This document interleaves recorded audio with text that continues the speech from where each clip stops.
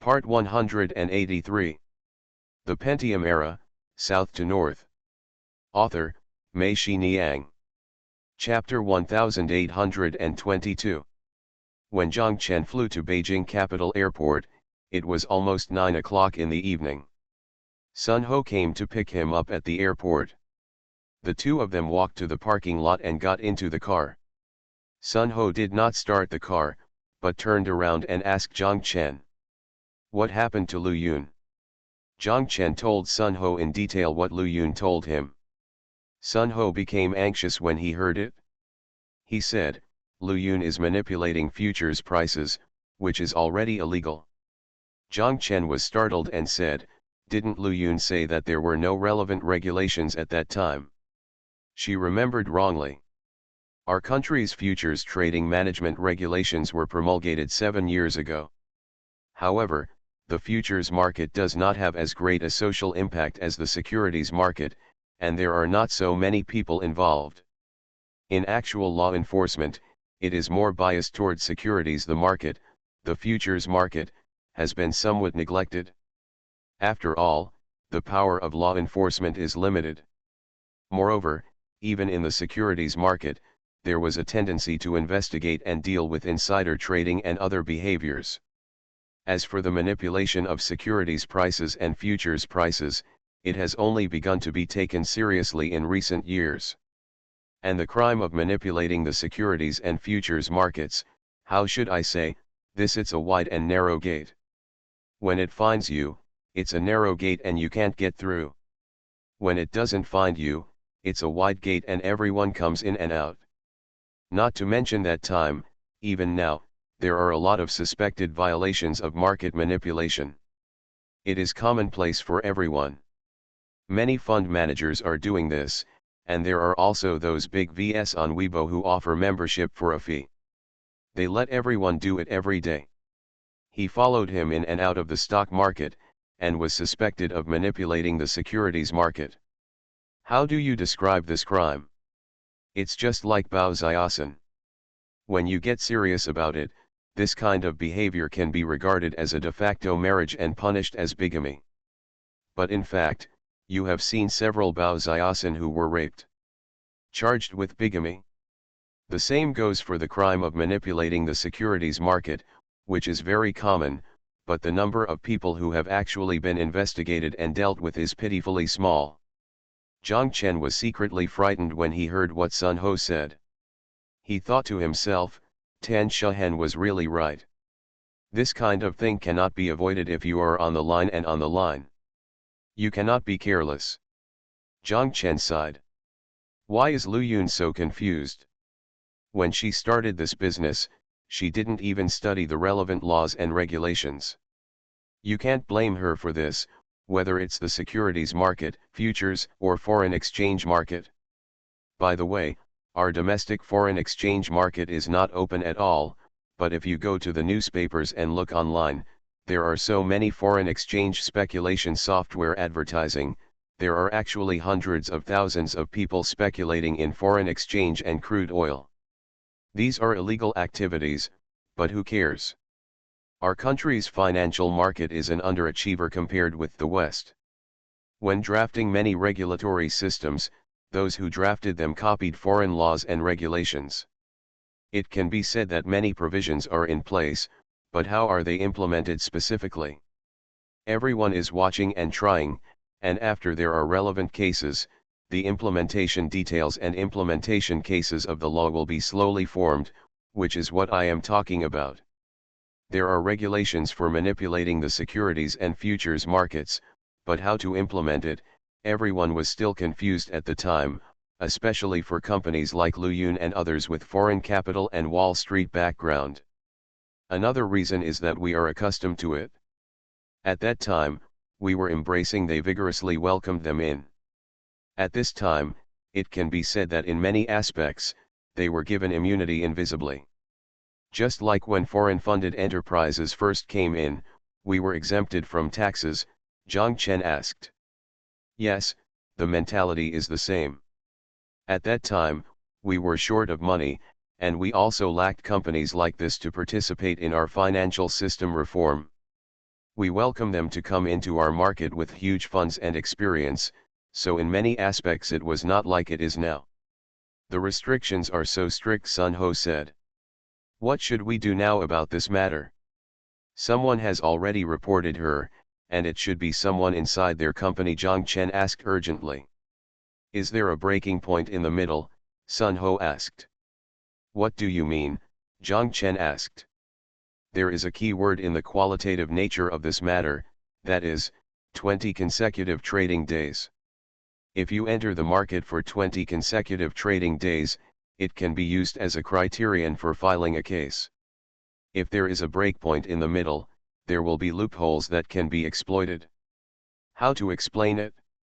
An understanding means that the person looking for her can make the decision at his own discretion, Sun Ho said.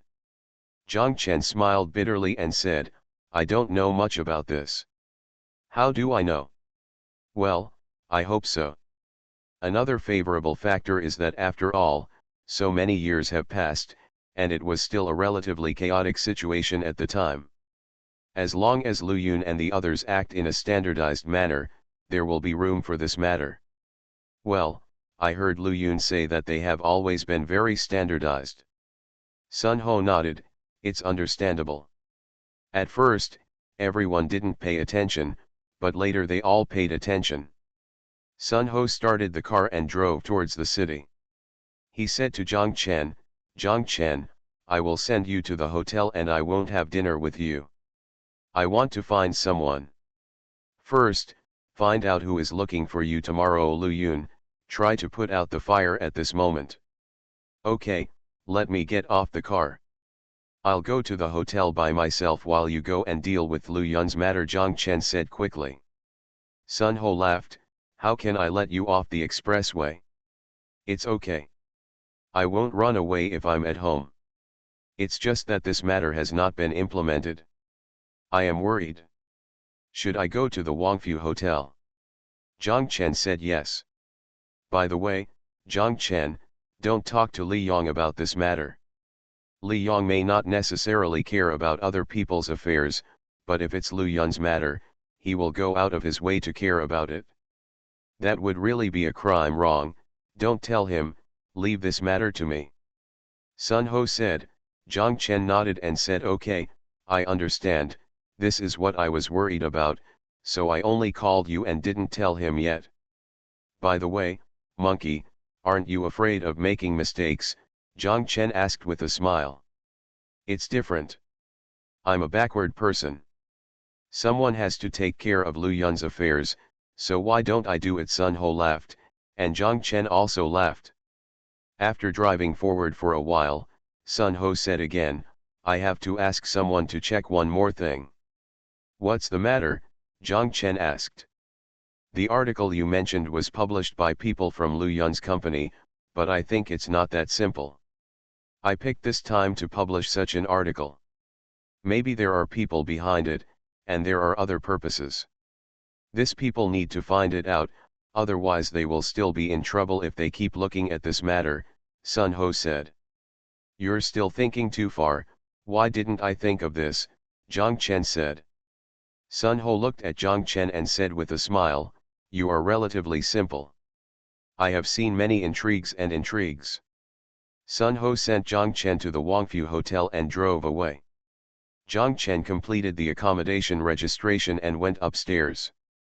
He had something on his mind and was too lazy to go out, so he ordered food in the room, took a shower after eating, and sat on the bed. Just as I was about to call Xiaofang, Xiaofang's call came. Xiaofang's trip to Spain this time was about the acquisition of the Spanish Farmers Group by Shuanghui International Holdings. The EU is relatively strict in this area. Xiaofang is not as familiar in Europe as she is in the United States. She also has people from the Yale Skull and Bones Society helping behind. It can be said that the Europeans come up with ideas one after another. Xiaofang and the others have endless hearings and have to explain their acquisition intentions to many people. Especially the various guarantees after the acquisition. The two chatted on the phone. Zhang Chen told Xiaofang that he was in Beijing, and he was currently on the bed at the Wangfu Hotel. Xiaofang asked, "Is there anything wrong with the Beijing branch of Liu customization?" Zhang Chen responded vaguely. He did not tell Xiaofang that he came to Beijing because of Lu Yun's affairs. Zhang Chen knew that if he told Xiaofang, Xiaofang would be frightened, so he had better wait for her to come back. "Or let's talk about it after this matter is resolved." After hanging up the phone, it was already past 11 o'clock. Zhang Chen had something on his mind and was not sleepy. He picked up his mobile phone several times and found Sun Ho's number. He hesitated but did not dial out. At this time, it might be, it's the busiest time for Sun Ho, so it's better not to disturb him, and it's inconvenient to disturb him. He turned on his computer and looked for a movie on the internet to watch. He couldn't stand it halfway through and stopped watching. He stared at the computer screen for a while, then remembered, and went to search for the article, but it was already there. "Cannot be found." Zhang Chen let out a sigh of relief. It seemed that Sun Ho was already controlling the damage before the situation escalated. For some reason, Zhang Chen was convinced that the disappearance of that article from the internet must be related to Sun Ho. When it was almost 1 o'clock, Zhang Chen's phone rang. It was Sun Ho, and Zhang Chen quickly picked it up. "It's done," Sun Ho said the first thing to Zhang Chen on the phone, and then asked, "Zhang Chen, are you hungry? If you are, I will come over and treat you to a midnight snack." "No, monkey, you've worked hard to get up to this point. Go back and rest early," Zhang Chen said quickly. Sun Ho said, "Yes, I will come over tomorrow and talk to you in detail." Zhang Chen nodded. After hanging up the phone, maybe because he was feeling relaxed, Zhang Chen suddenly felt hungry. He was very hungry. He had never been hungry before. He got dressed and went downstairs to the door. There was a taxi at the door with the lights on. The driver was dozing on his seat when the empty light came on. Zhang Chen got on and said to the driver, "Go to Gaija." After the car drove out, Zhang Chen picked up his mobile phone and called Tan Shahen. The phone only rang once and was picked up. Tan Shahen shouted, "How's it going, Zhang Chen?" "It's done," Zhang Chen said. "It's great, it's really great." On the other end of the phone, Tan Shahen almost cried. She said, "Zhang Chen, do you know, I'm just waiting for your call. I'm afraid you guys are talking about something. I don't dare to call you. If you don't call me, I won't be able to sleep all night." Zhang Chen said with a smile, "You can sleep peacefully now. Either you come out and I'll treat you to a midnight snack. I'm on my way to Gaija. Let's go eat 13 flavored crayfish." "Get out," Tan Shahen scolded, and Zhang Chen laughed. The car was driving in Beijing at midnight. Zhang Chen put his head on the window glass and stared blankly outside. He thought that people are really animals with a stand. If things like Lu Yun happened in and around, if they see it on people they have nothing to do with, or on the internet, they will definitely be indifferent, and they may even curse, "You deserve it." But because it is someone close to him, because it is Lu Yun, everyone's stance and attitude have changed, and some of their principles have even been abandoned. They are all worried about her and trying to find ways for her. Zhang Chen remembered what Sun Ho said about Li Yong. He may not necessarily care about other people's affairs, but if it were Lu Yun's matter, he would go out of his way to care about it. Then he would really make a mistake. Zhang Chen thought for a while, and he also felt that Li Yong would definitely take care of it, but it was Lu Yun. People are not grass and trees, but they can be ruthless. If they have some feelings, they can't get over it, no matter what position he is in. Thank you to the happy Mr. Wu for the reward of 2 fishes.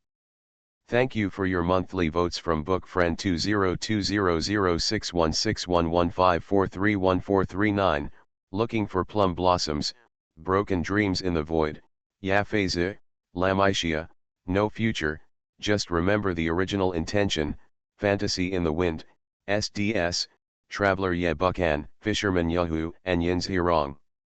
Thanks for all the votes and reading. I wish you all good health. The Pentium Era, South to North. Author, Mei-Shi Niang. Chapter 1823.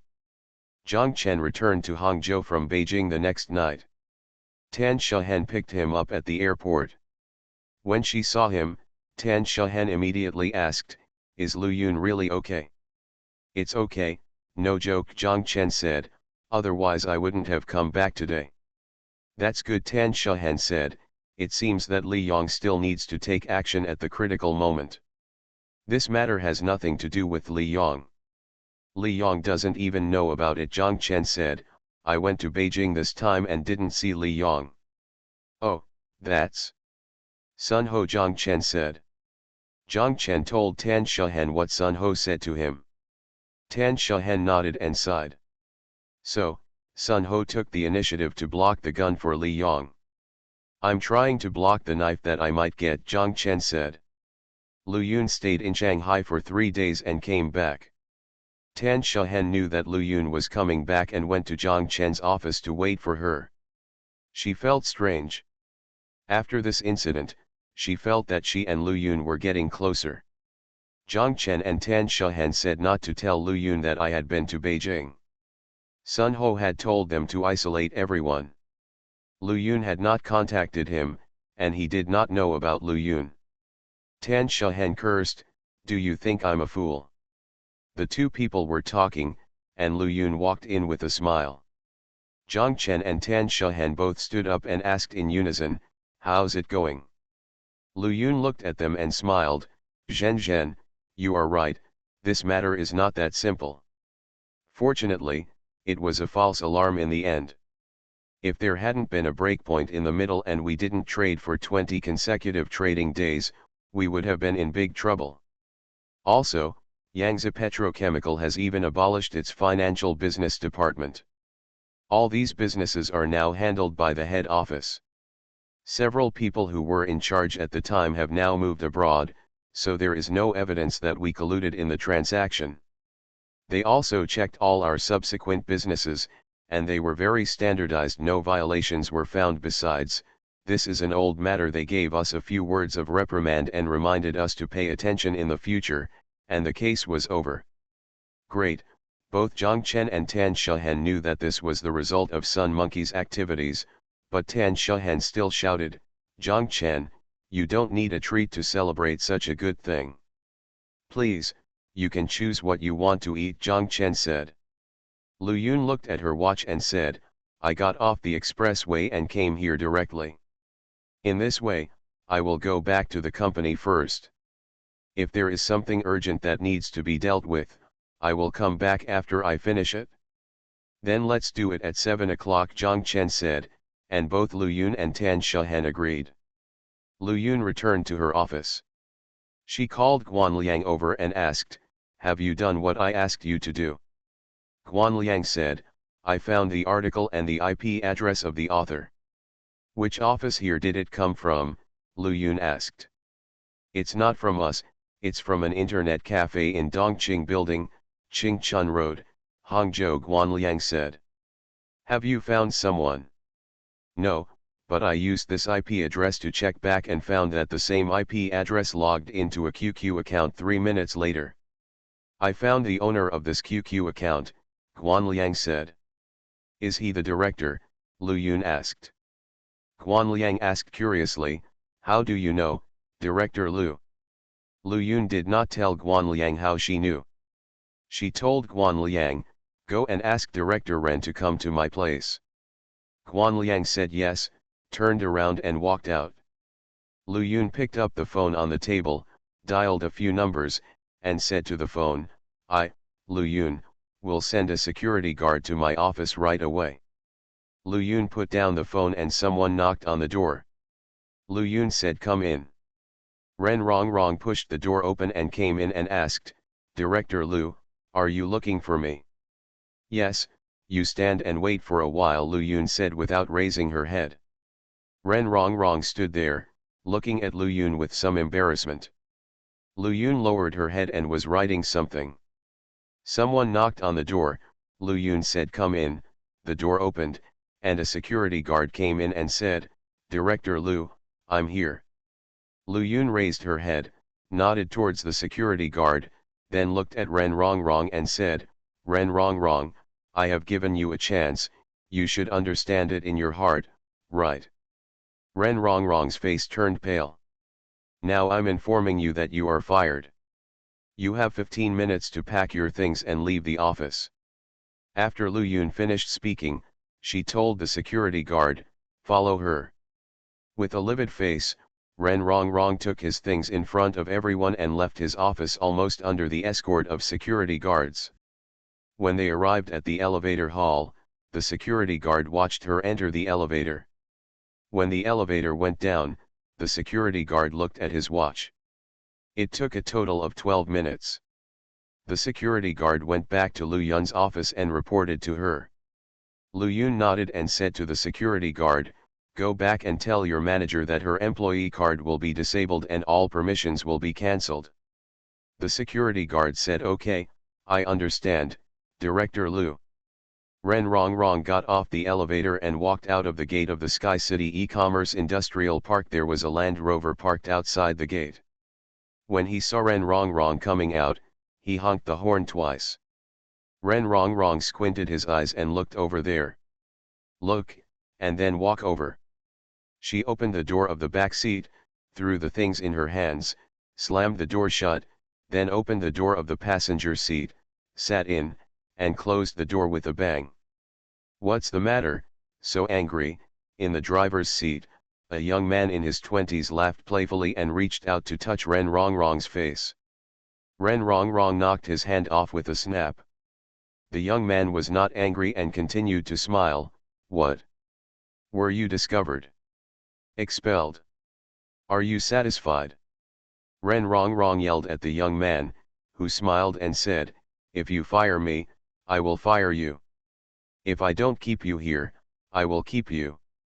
Stop being so pretentious, damn it, don't throw me away when you're done with it," Ren Rongrong scolded.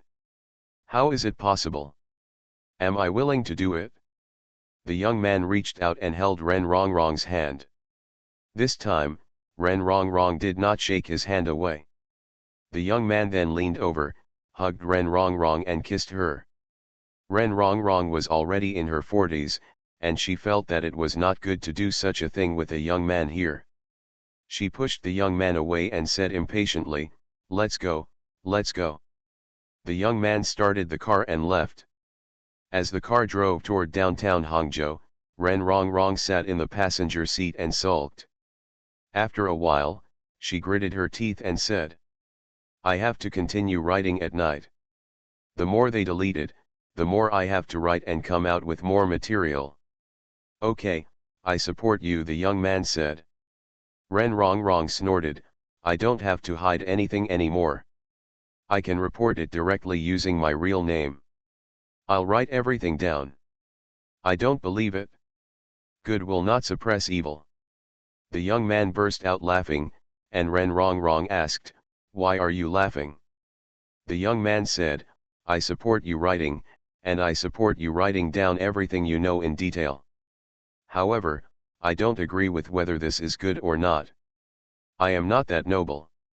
I have the intention to make Lu Yun miserable. The purpose is the same for you.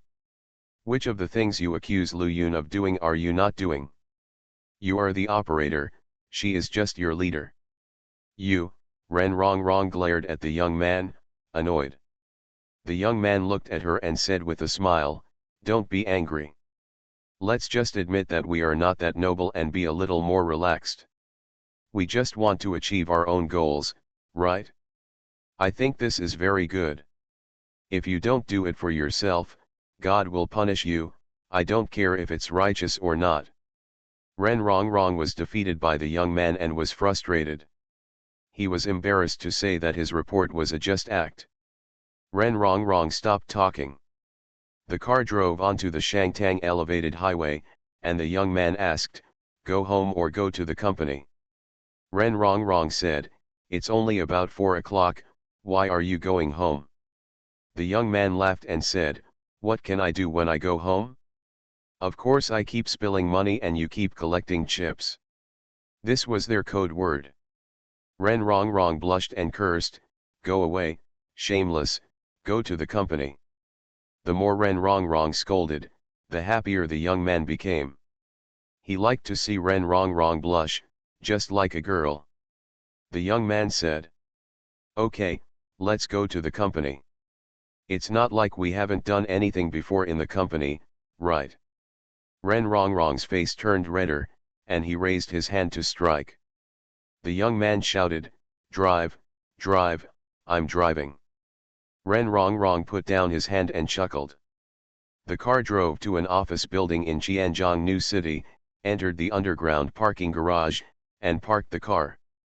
The young man was about to get out of the car when he was grabbed by Ren Rong Rong. The two hugged and kissed each other. Ren Rong Rong was held by the young man all the way. He was teasing, but he couldn't hold it any longer. A car passed in front of them and honked the horn twice. Ren Rong Rong and the young man let go. They got off the car and walked hand in hand to the elevator. After entering the elevator, the young man wanted to hug Ren Rong Rong, but Ren Rong Rong cursed. A sound of someone is coming pushed him away. The young man turned his left cheek to show Ren Rong Rong, then turned his right cheek to her, and asked, "Is there any lipstick mark?" "Go away, I'm an old monster and I never wear lipstick," Ren Rong Rong said. The young man chuckled, "In my eyes, you are always 18, but when you are collecting money, you are only 13. "That's enough," Ren Rong Rong said angrily, his face turning red again. When the elevator reached the first floor, the door opened and someone came in. The door closed again. When it reached the 19th floor, the door opened and the person walked out. The young man quickly approached Ren Rong Rong and kissed her before she could react. He had already backed away. On the 23rd floor, the door opened, and the elevator hall was the lobby of their company. It was filled with potted plants. On the marble wall facing the elevator, there were 4 silver words, "Fuobon Investment." The young man led Ren Rong Rong out and towards the office. The little girl at the front desk smiled when she saw them and said nothing. The two of them continued walking inside. After passing the large office area, everyone sitting there looked at them. Some people took one look and immediately he turned around and pretended not to see them. Someone also smiled at them without saying anything. The young man walked forward and noticed something strange. He patted an employee on the shoulder and asked, "What happened to you today? When you saw the boss, you didn't even say hello." The man smiled with an ugly expression, then nuzzled his lips in the direction of the young man's office. The young man took a few steps and saw that the door of his office was open. He was very angry. "These bastards, how many times have I told them not to go to his office when I am not here? Why don't they listen?"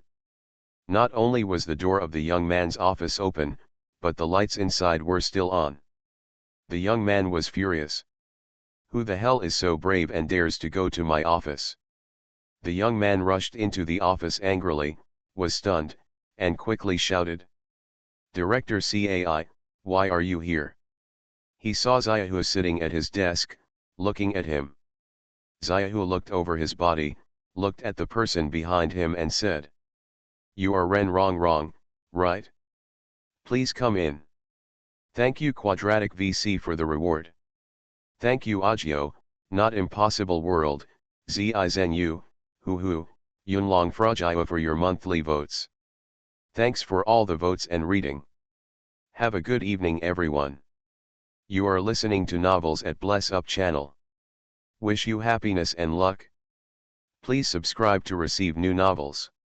How do you feel about this novel? Please like and leave a comment. The Pentium Era, South to North. Author, Mei Shi Niang. Chapter 1824. The young man's surname is Pei, and his name is Pei Xiong. When Xiaohu established Fuobon Investment in Hangzhou, Pei Xiong was a fresh graduate from Zhejiang University. After being recruited by Xiaohu into the company, he has been Xiaohu's assistant. Pei Xiong, he is very capable and has done several projects with good returns. He is not very young, but he is one of the oldest employees investing in Fubon. Pei Xiong followed Xiahua, being respectful at first and arrogant at the other, always showing loyalty, and Xiahua also trusted him. When Miss Cai passed away, when he wanted to return to Taipei to take over as the chairman of Fubon Financial Holdings, he handed over Fubon Investment in Hangzhou. It was given to Pei Xiong, and later he bought a stake in Fanhua Network, and there were several rounds of capital increases. Xiahua agreed, but the specific operations were carried out by Pei Xiong. In actual work, Pei Xiong often contacts Ren Rongrong, the financial director of Fanhua Network. Xiahua sat there expressionless, but Pei Xiong and Ren Rongrong, especially Pei Xiong, felt panic in their hearts. He knew that Xiahua's sudden appearance at this time must be a bad person, completely disrupting his plan. "Are you going to stand and speak, or sit down and speak?" Xiahua looked at them and asked. Pei Xiong and Ren Rongrong looked at each other, both speechless. Xiahua stood up, walked over to the sofa and sat down, and then asked Pei Xiong and Ren Rongrong to sit down too. Pei Xiong and Ren Rongrong sat on the two sofas respectively. Xiahua crossed his fingers with his hands, clasped them, and pressed hard the ground pulled to both sides. He looked at Pei Xiong and said, "Xiao Pei, do you know why I came today?" Pei Xiong quickly said, "I know, Director Cai, I originally wanted to complete this matter and then report it to you. I know that you and Lu Yun are good friends. If I told you in advance, you would definitely not agreed. I just thought, I will be the villain, and I will tell you after I am done, so that you don't have to feel any burden. Director Cai, I am doing this entirely for the sake of the company and for your consideration." "Okay, it's rare for you to be so considerate." Xiahua smiled, turned around and asked Ren Rongrong, "The report article about Lu Yun on the internet was written by you, right?" Ren Rongrong said it was right. "I wrote it." "Drcai, have you seen that article too?" Pei Xiong asked. "Can I not see it? We have such a large risk control department below. No matter where in the world we invest in the projects, as long as there is any trouble, they will definitely come and report to me, let alone what Miss Ren dropped was a very powerful bomb," Xiahua said. "It's just that what I don't understand is why Miss Ren is writing this article now after so many years." Xiahua turned to Ren Rongrong and asked. Ren Rongrong looked at Pei Xiong, who said, "I asked her to write it. This is my plan. Director Cai, the prospect of Fanhua Network is very good. We are all optimistic about it. I was thinking about throwing out this report article and letting the relevant departments investigate and deal with Linghang Investment and Lu Yun. As long as Fanhua Network's valuation plummets, Lu Yun will not be able to stay in the position of chairman. At this time, whether she is investigated and punished by relevant departments, or she is out of love for Fanhua Network, whether proactively or passively, she will definitely have to sell her Fanhua Network shares at a low price. At this time, whether it is youth capital, half an acre of land is good, because of their relationship with Lu Yun, they will definitely not add insult to injury. And Fanhua Network is at the center of the storm. Other investors will also be deterred. Investors who have already come in will definitely force Lu Yun to leave Fanhua Network. At this time, the best takeover is us. I became the major shareholder of Fanhua Network, and because of my relationship with them, Xiaofang won't object, right?" Xiahua interrupted Pei Xiong and asked. Pei Xiong nodded quickly, "Yes, that's my plan." "It's a very good plan," Xiahua said. "Not only did you force Lu Yun to a dead end, but you also clearly understood the personalities of Xiaofang and Zhang Chen.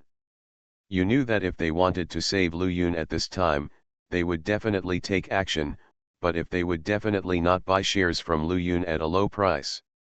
And Lu Yun, in order to keep Fanhua Network, will definitely sacrifice herself and get herself out of Fanhua Network as soon as possible. Indeed, you have considered it very carefully. Yes, Xiaopei, your behavior is worthy of your name. Pei Xiong saw Xiaohu's expression softening and secretly breathed a sigh of relief. He smiled and said, I learned it all from Director Cai. Really?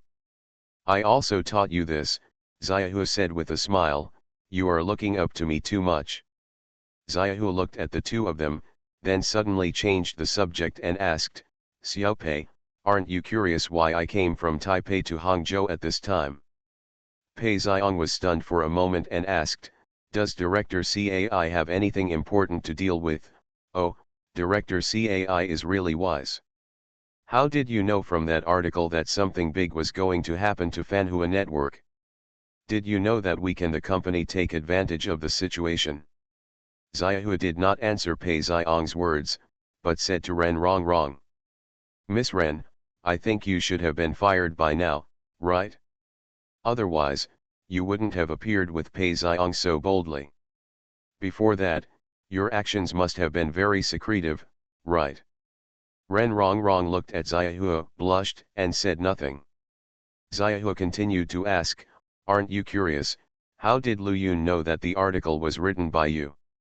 And I think you must be very careful when you posted this article. You didn't even dare to post it in the office for fear of exposing your IP address. He probably went to an internet cafe outside to distribute it, right? Ren Rongrong lowered his head and said nothing. Pei Xiong quickly said, yes, Director Cai, we just went to an internet cafe outside to post it. How did you know? I'm afraid I'm not the only one who knows, otherwise Miss Ren wouldn't be sitting here. Xiaohu said, Xiaopei, you said earlier that I would teach you. I did teach you a lot, but you don't seem to remember it.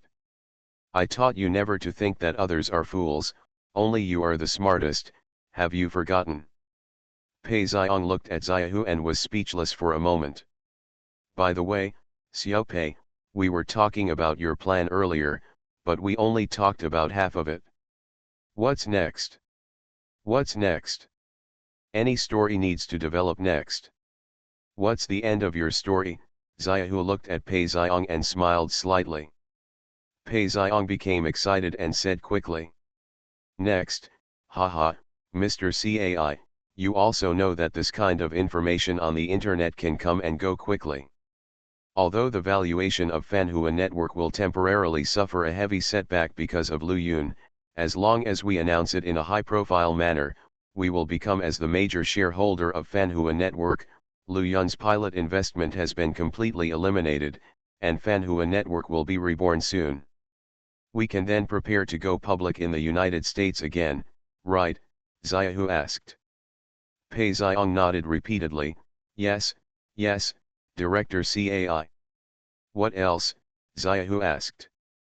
And? Pei Xiong looked at Xiaohu in confusion. For example, how can you repay Miss Ren for her hard work? You don't really want to marry her, do you? Xiaohu asked. Pei Xiong was a little embarrassed.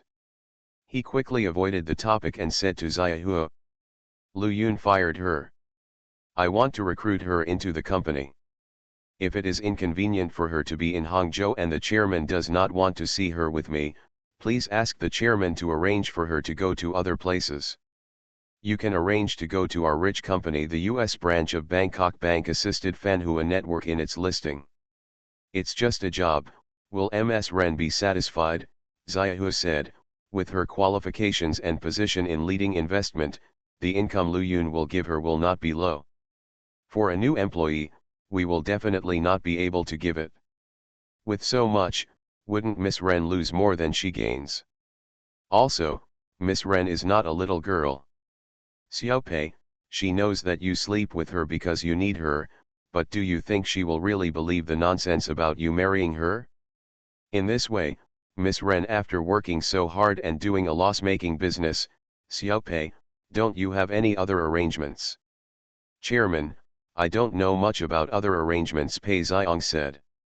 Xiaohu snorted, his smile faded, his face became serious, and he said, it's not that you don't understand, it's just that it's hard to explain.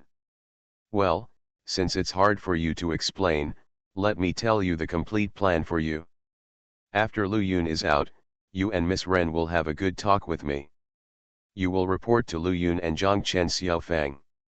I know the whole thing. My purpose is to become the major shareholder of Fanhua Network, therefore, I am forced to transfer the equity of Fanhua Network to you and sign an agreement to become the actual owner of this equity before the roadshow of Fanhua Network is completed and before it is officially listed. Besides, I guess your asking price is not low, right? Only when we get here, this plan is complete, and for you, this is a complete plan. Of course, if I guess correctly, there should be a voice recorder in Miss Ren's bag. She not only recorded what we just said, but also all the conversations you had when you were planning this plan. Recorded.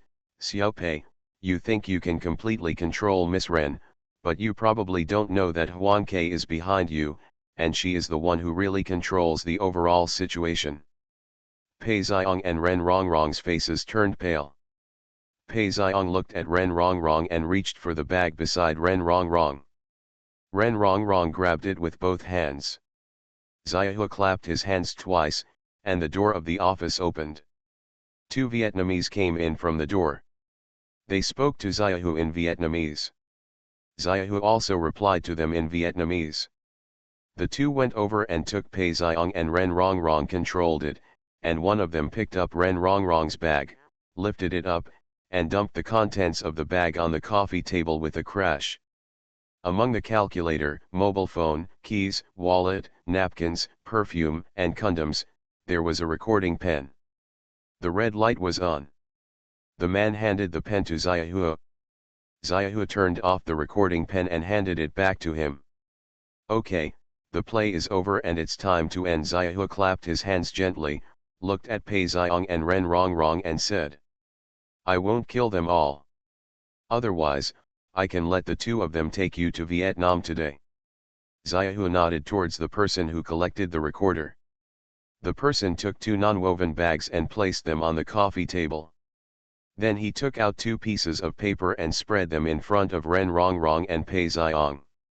Xiaohu said, here are 500,000 each. You have to think clearly, take the money and write the receipt. You can leave. Of course, you can also go directly with them without signing. Also, after you wrote the receipt, this matter ends here.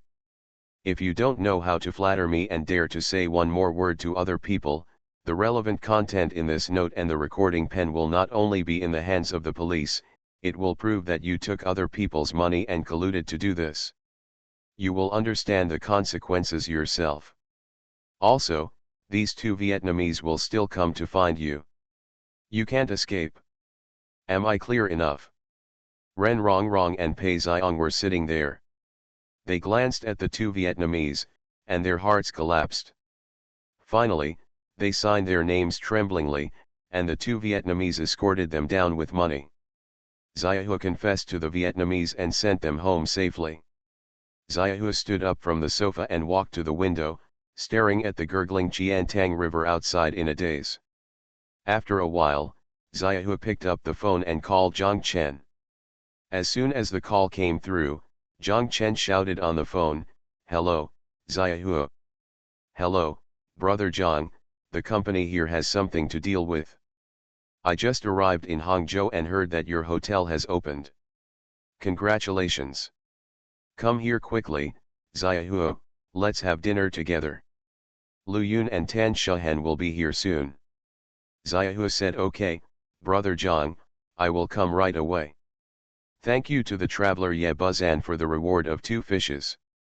Thank you Feng Chen passerby Ye Buzan, West Wind, Hung Hung Pai, Hurricane 0669, Gongzimian Z, at Invisible Man, Sand Dust Mood, Void Broken Dreams, Luoluo Wuchin One Flower One World, Book Friends Scooter, Gang Ge, and Jade Silk, Lao Chen Tang's monthly pass. Thanks for all the votes and reading. I wish you all good health.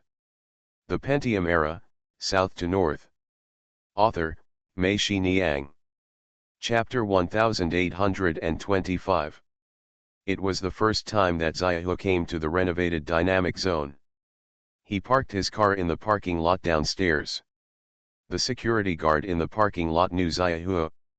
Xiaohu had lived upstairs in the original dynamic zone for a long time. The security guard left when he saw Xiaohu. "Come here and call him Mr. Polite." The security guard took him with him, and the two of them walked to the elevator while joking. They sent Xiaohu into the elevator and told him that he could find Mr. Zhang on the top floor. Xiaohu quickly said thank you, thank you. When Xiaohu arrived at Zhang Chen's office, Lu Yun and Tan Shehen had already arrived. When Lu Yun saw him, she asked, "Xiaohu, did you come here after seeing that article?" "What article?" Xiaohu asked. He thought it was better to pretend not to know. He had already made up his mind not to tell them about Pei Xiong and Ren Rongrong, let alone tell them that he had just received a call from someone. Came to Hangzhou from Taipei. Now that this matter is over, let it go. There is no need to make trouble for no reason. He knows that Ren Rongrong and Pei Xiong will be good and won't look for trouble. But if he really catches them and forces them to in a hurry, no matter how useless people are, they will learn to jump over the wall. In business, especially those in finance, one thing more is always better than one thing less. Zhang Chen smiled and said, "Forget it if you didn't see it, it's not a good thing." "Lu Yun, are you still worried that others won't know and want to spread the news widely? Then go to Wenwen and Kinkin's live broadcast room. By the way, Lu Yun, you really need to go to Wenwen and Kinkin's live broadcast room immediately to eliminate the impact," Tan Shehen said.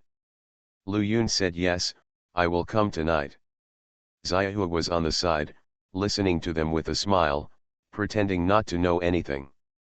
At this time he asked, "Why do Wenwen and Qian not start the live broadcast until after 10 o'clock in the evening?" There were the most people at that time. Everyone was playing outside or doing housework at home, supervising the children to do their homework, and putting them to bed. Only after 10 o'clock did they have time to watch the live broadcast, Lu Yun said. Guan Liang and the others did. According to statistics, the largest number of people watching the live broadcast are women with children at home. We are trying to find ways to lower the age group of the audience. Why? Xiaohu asked. It's not easy to cheat, Tan Shehen said with a smile. Housewives are the most rational consumers. Xiaohu also laughed and understood. Lu Bang and Wang Minsheng, the founders of the Han dynasty, came in from outside. They received a call from Zhang Chen and knew that Xiaohu had arrived in Hangzhou, so they rushed over. After a while, Lin Shuwen also arrived. Everyone got up and went to the hotel together. Xiaohu was also amazed when he arrived at the hotel. He said he didn't expect it to be of such a large scale. He was particularly interested in the shops in the waiting area, saying that such a setting was so attractive. Lu Bang, the emperor of the Han dynasty, told him that the milk tea shop they have here is equivalent to the sales of 1.5 shops outside. They sell 2,000 to 3,000 cups of milk tea every day for lunch and dinner. When Lu Bang, the emperor of the Han dynasty, was talking, Wang Minsheng walked away. When they sat down in the box, Wang Minsheng came back with milk tea. Xiaohu was overjoyed to see him. The Lu Yun incident had just calmed down, and Tan Shehen was involved again. The cause was the interview with junior sister Su Wenhui. Tan Shehen and junior sister were old acquaintances. When being interviewed by her, she would inevitably speak casually, and some words were said half-jokingly. But reporters' pens are not as good as writers'. Their pens are colorless, and they don't have that many character descriptions. So in the same way, when it comes to reporters' pens, the element of joking is gone, and it looks like they are being serious. Said. Originally, even if local newspapers like Hangcheng Daily were published, their impact would not be that big. Unfortunately, now is the internet age. Those websites have no reporters of their own, and no one can do such exclusive interview reports every day. What you do is to find articles in traditional media, cut off the beginning and end, or add an eye-catching title and forward it. This junior sister's interview was discovered by a website and the title was changed. The beautiful chairman of Splendid China angrily denounced those real estate developers with bad intentions. At the same time, a photo of Tan Shahen was attached. This article was immediately reprinted by other websites. When Yao Fen saw it and showed it to Tan Shahen herself was shocked. She quickly called her junior sister, who almost cried on the phone and kept apologizing and saying, Sorry, Sister Zhen, I am a pig-brained person. Senior brother Su just called me and scolded all 18 generations of my ancestors. Sister Zhen, I know I got into trouble, but this article was in our newspaper when it was posted, no one had any reaction. This bullshit website reprinted it without our consent, and even changed the title, Sister Zhen. Tan Shahen sighed and said, It's okay. Don't worry. I did say this. I'll accept it after I said it. I don't blame you. The junior sister hurriedly said, Thank you, Sister Zhen. I'll call and ask this ghost website to withdraw the article. Forget it, it has been spread everywhere. Even if they withdraw, it will be of no use. It's still the same sentence. I said this, if anything happens, I will take care of it. You go to work well. Su Wenhui, I will scold him later. Tan Shahen talked to my junior sister. Ying and Lao Tan also saw this article on the internet. They rushed to Tan Shahen's office. Before Tan Shahen could explain, Zhang Chen's call came.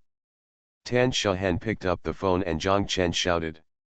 Haha, Tan Shahen, I didn't expect you to be so smart and offend the entire real estate industry with just one sentence. You are now an internet celebrity. Tan Shahen scolded, I am almost a lost dog, and you are still gloating about my misfortune. You can't become a lost dog.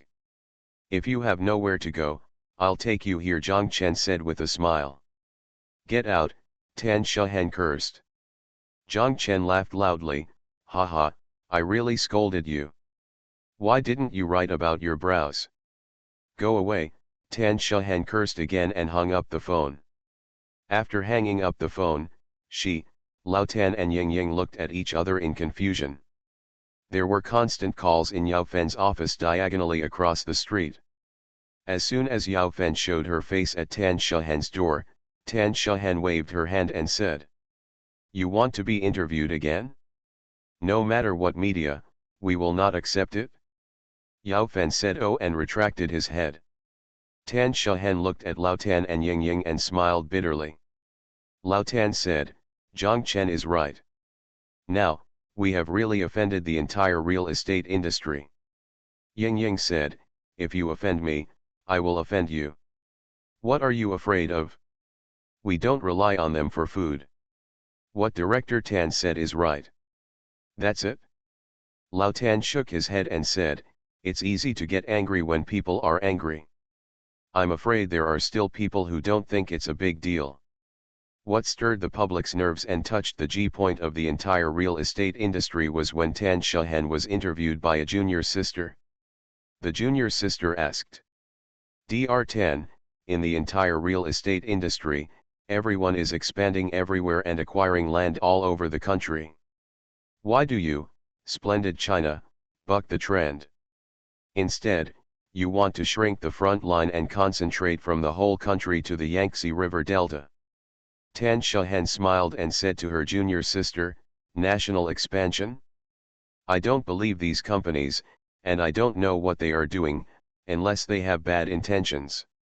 Just such a sentence.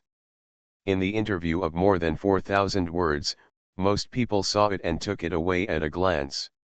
They did not expect that such a website would come out and give such a sensational headline, such as beauty and rebuke. Now that everyone is out, can everyone's eyes not be attracted to it? Could such a headline stimulate those real estate companies and cause an uproar in the entire industry? Suddenly, This article was circulated everywhere on the internet. As expected, the people who were not too big a deal as mentioned by Lao Tan appeared one after another. Some self-proclaimed real estate experts and Weibo influencers began to discuss Tan Shahen's words. Tan Shahen wanted this matter to cool down quickly, but these people made this topic hotter and hotter. The internet has become very clear. Those who criticize Tan Shahen and those who support her are divided into two camps. Those who criticize her are basically real estate practitioners, while those who support her are basically people who call themselves bastards. They say that Tan Shahen curses. That's right, it's these real estate developers with bad intentions who are running around the country and doubling the housing prices in our small county. Finally, it came to a point where reporters were blocking every well-known real estate developer and forcing them to express their stance on Tan Shahen's words. The richest man Wang the year before said into the reporter's microphone, "That's a bunch of nonsense."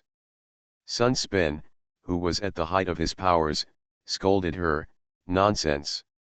Su Jiyan and Wang Shi were also stopped and questioned by reporters. They just laughed, and never spoke. Reporters love this kind of bloody drama. The richest man Wang scolded nonsense and Sun Spin scolded nonsense. Everyone wanted to know how Tan Shahen scolded her back. A call was made to the Splendid China Company. The company replied that Director Tan had no opinion and would not accept interviews. "You said you won't accept interviews if you don't want to be interviewed." The reporters then came to the door. The security guard stopped them at the gate and refused to let them in. They waited at the gate and refused to leave. Ying and Tan Shahen said, "I'm going to be interviewed by them." Tan Shahen quickly shouted, "Auntie, we can't afford to offend you, can you hide? Do you still want to yell at them again?" Ying smiled and said, "That's what I planned." Stop, I know your bravery, is that enough?" Tan Shahen said, "What should we say now? They are adding fuel to the fire and creating another turmoil." When it was time to get off work in the evening, the reporters still blocked the door and refused to leave. Tan Shahen hid in the back seat of Lao Tan's car, where Yao Fen and Ying said they would ask the reporters to wait in the conference room first and treat them to dinner later. "Let's talk again during dinner." The words were unclear, and the reporters all thought that Tan Shahen wanted to invite them to dinner, so they happily went to the conference room, and Lao Tan escaped with Tan Shahen. The next day, Tan Shahen knew that the entrance to Kyoshi Academy must be the same as yesterday. She drove her car, not to Kyoshi Academy, but to the dynamic zone. Tan Shahen walked into Zhang Chen's office and cursed at Zhang Chen. "I have no place to go, so I have no choice but to come to you. Are you satisfied?" Zhang Chen looked at her and laughed. "Thank you Zheng Ji and Quadratic VC for the reward. Thank you to Huaxin Yongxiao, Zipanjiang 1, Yunlong Frogfish, SDS, Loving Night, Wooden Man, and Book Friend 1101152336518898 for your monthly votes. Thanks for all the votes and reading. Have a good evening everyone. The Pentium Era, South to North. Author, Mei Shi Niang. Chapter 1826. Tan Shahen hid in Zhang Chen's office for 3 days. The reporters persevered and waited at Kyoshi Academy every day. Now they were familiar with Ying and Yao Fen. When they arrived at the door of Kyoshi Academy, they didn't say they were waiting for Tan Shahen. When they came to see Ying and Yao Fen, the security guards didn't dare to stop them and could only let them in and wait in the conference room. Tan Shahen and Ying said that if they like to wait, just let them wait. Just don't talk nonsense. Ying said, "I understand," and we all laughed and said nothing. Tan Shahen flew to Xiamen to participate in the Xiamen land auction. Although she knew that there must be reporters blocking the place, Tan Shahen had to attend this meeting. She couldn't abandon her work just because she wanted to avoid reporters. Fan Jiangguo came to pick up Tan Shahen and Yao Fen at the airport. Tan Shahen and Fan Jiangguo said that there will definitely be reporters blocking us at tomorrow's auction, so don't talk nonsense. Fan Jiangguo said that he knew that Ying Ying had already shared it in the QQ group, and everyone in our group smiled and said nothing to the reporter. Tan Shahen said with a smile, "That's good, just laugh without saying a word. Tomorrow I will arrange security to separate the reporters from you," Director Tan Fan Jiangguo said. "No need, I'm not a big star," Tan Shahen said. "Who says he's not a big star?" Fan Jiangguo said. "You are now." Tan Shahen stopped talking, leaving it to him. The next day, when Tan Shahen, Fan Jiangguo and Yao Fen appeared at the door of the auction, they caused a sensation. A sharp-eyed reporter saw Tan Shahen and shouted, "Tan Shahen, it's Tan Shahen who came to Xiamen." When other reporters at the door heard this, they all gathered around. Fortunately, Fan Jiangguo arranged for a car of security guards to arrive before them. At this time, the security guards immediately lined up in 2 rows to stop the reporters. Tan Shahen, Fan Jiangguo and Yao Fen quickly entered the venue, found his seat and sat down. In the venue, as soon as a reporter wanted to get closer, Yao Fen waved his hand, and the reporters couldn't force their way into the seats to interview. But other colleagues in the venue, when they heard that Tan Shahen from Splendid China was coming, they all turned to look at them. Some of them stood up and looked in this direction. Someone shouted, "Isn't it the Yangtze River Delta? Why did you come to Xiamen and become a real estate developer with evil intentions?" "That's nonsense," someone nearby immediately imitated the richest man Wang and cursed. Everyone burst into laughter. Tan Shahen sat there, looking forward, smiling slightly, pretending not to hear. In this auction, they won 4 parcels of land. After the auction, reporters gathered around while they were still in the venue. Their own security guards arranged by Fan Jiangguo could not enter the venue, so the 3 of them struggled to walk out. Reporters were chasing them. A reporter from an unknown TV station held a microphone and kept asking, "Dr. Tan, Wang Slin said you were talking nonsense, and Sun Spen said you were talking nonsense. What do you want to say?" Tan Shahen smiled slightly and walked forward without stopping. The reporters followed, and cameras also chased them. When they arrived outside the venue, their security guards immediately came over and formed a circle around them. The reporter kept shouting through the human wall of security guards, "Dr. Tan, Wang Slin said you were talking nonsense, and Sun Spen said you were talking nonsense. What do you want to say?" Tan Shahen took a few steps forward, stopped, turned around, walked back, looked at the station logo on the reporter's microphone, and asked, "Are you from CBN?" "That's right, Director Tan. Do you have a chance to interview Wang Slin and Sun Spen?" Tan Shahen said to the camera. "If you have the opportunity to interview them, tell them, do you dare? They will send 3 accountants each to come to our Splendid China to check the accounts. I will send 3 to them, and after the check is completed, announce it to the public and see if it is who is talking nonsense, and whether he has bad intentions. By the way, the same goes for other real estate companies. I welcome anyone who dares." Fan Jiangguo said, "Yes, our Splendid China has such confidence." Tan Shahen and Yao Fen returned to Hangzhou. Zhang Chen came to pick them up at the airport. Tan Shahen was surprised and asked, "Why are you picking us up? You have already upgraded from Tan Raging to Tan Cannon. Is it okay if I don't flatter you?" Zhang Chen said, "By the way, I forgot to bring flowers." "Get out," Tan Shahen cursed, while Yao Fen kept laughing on the side. Zhang Chen took them not to the dynamic zone, but to Kiyoshi Academy. Zhang Chen parked the car and honked the horn twice. The 3 of them got out of the car.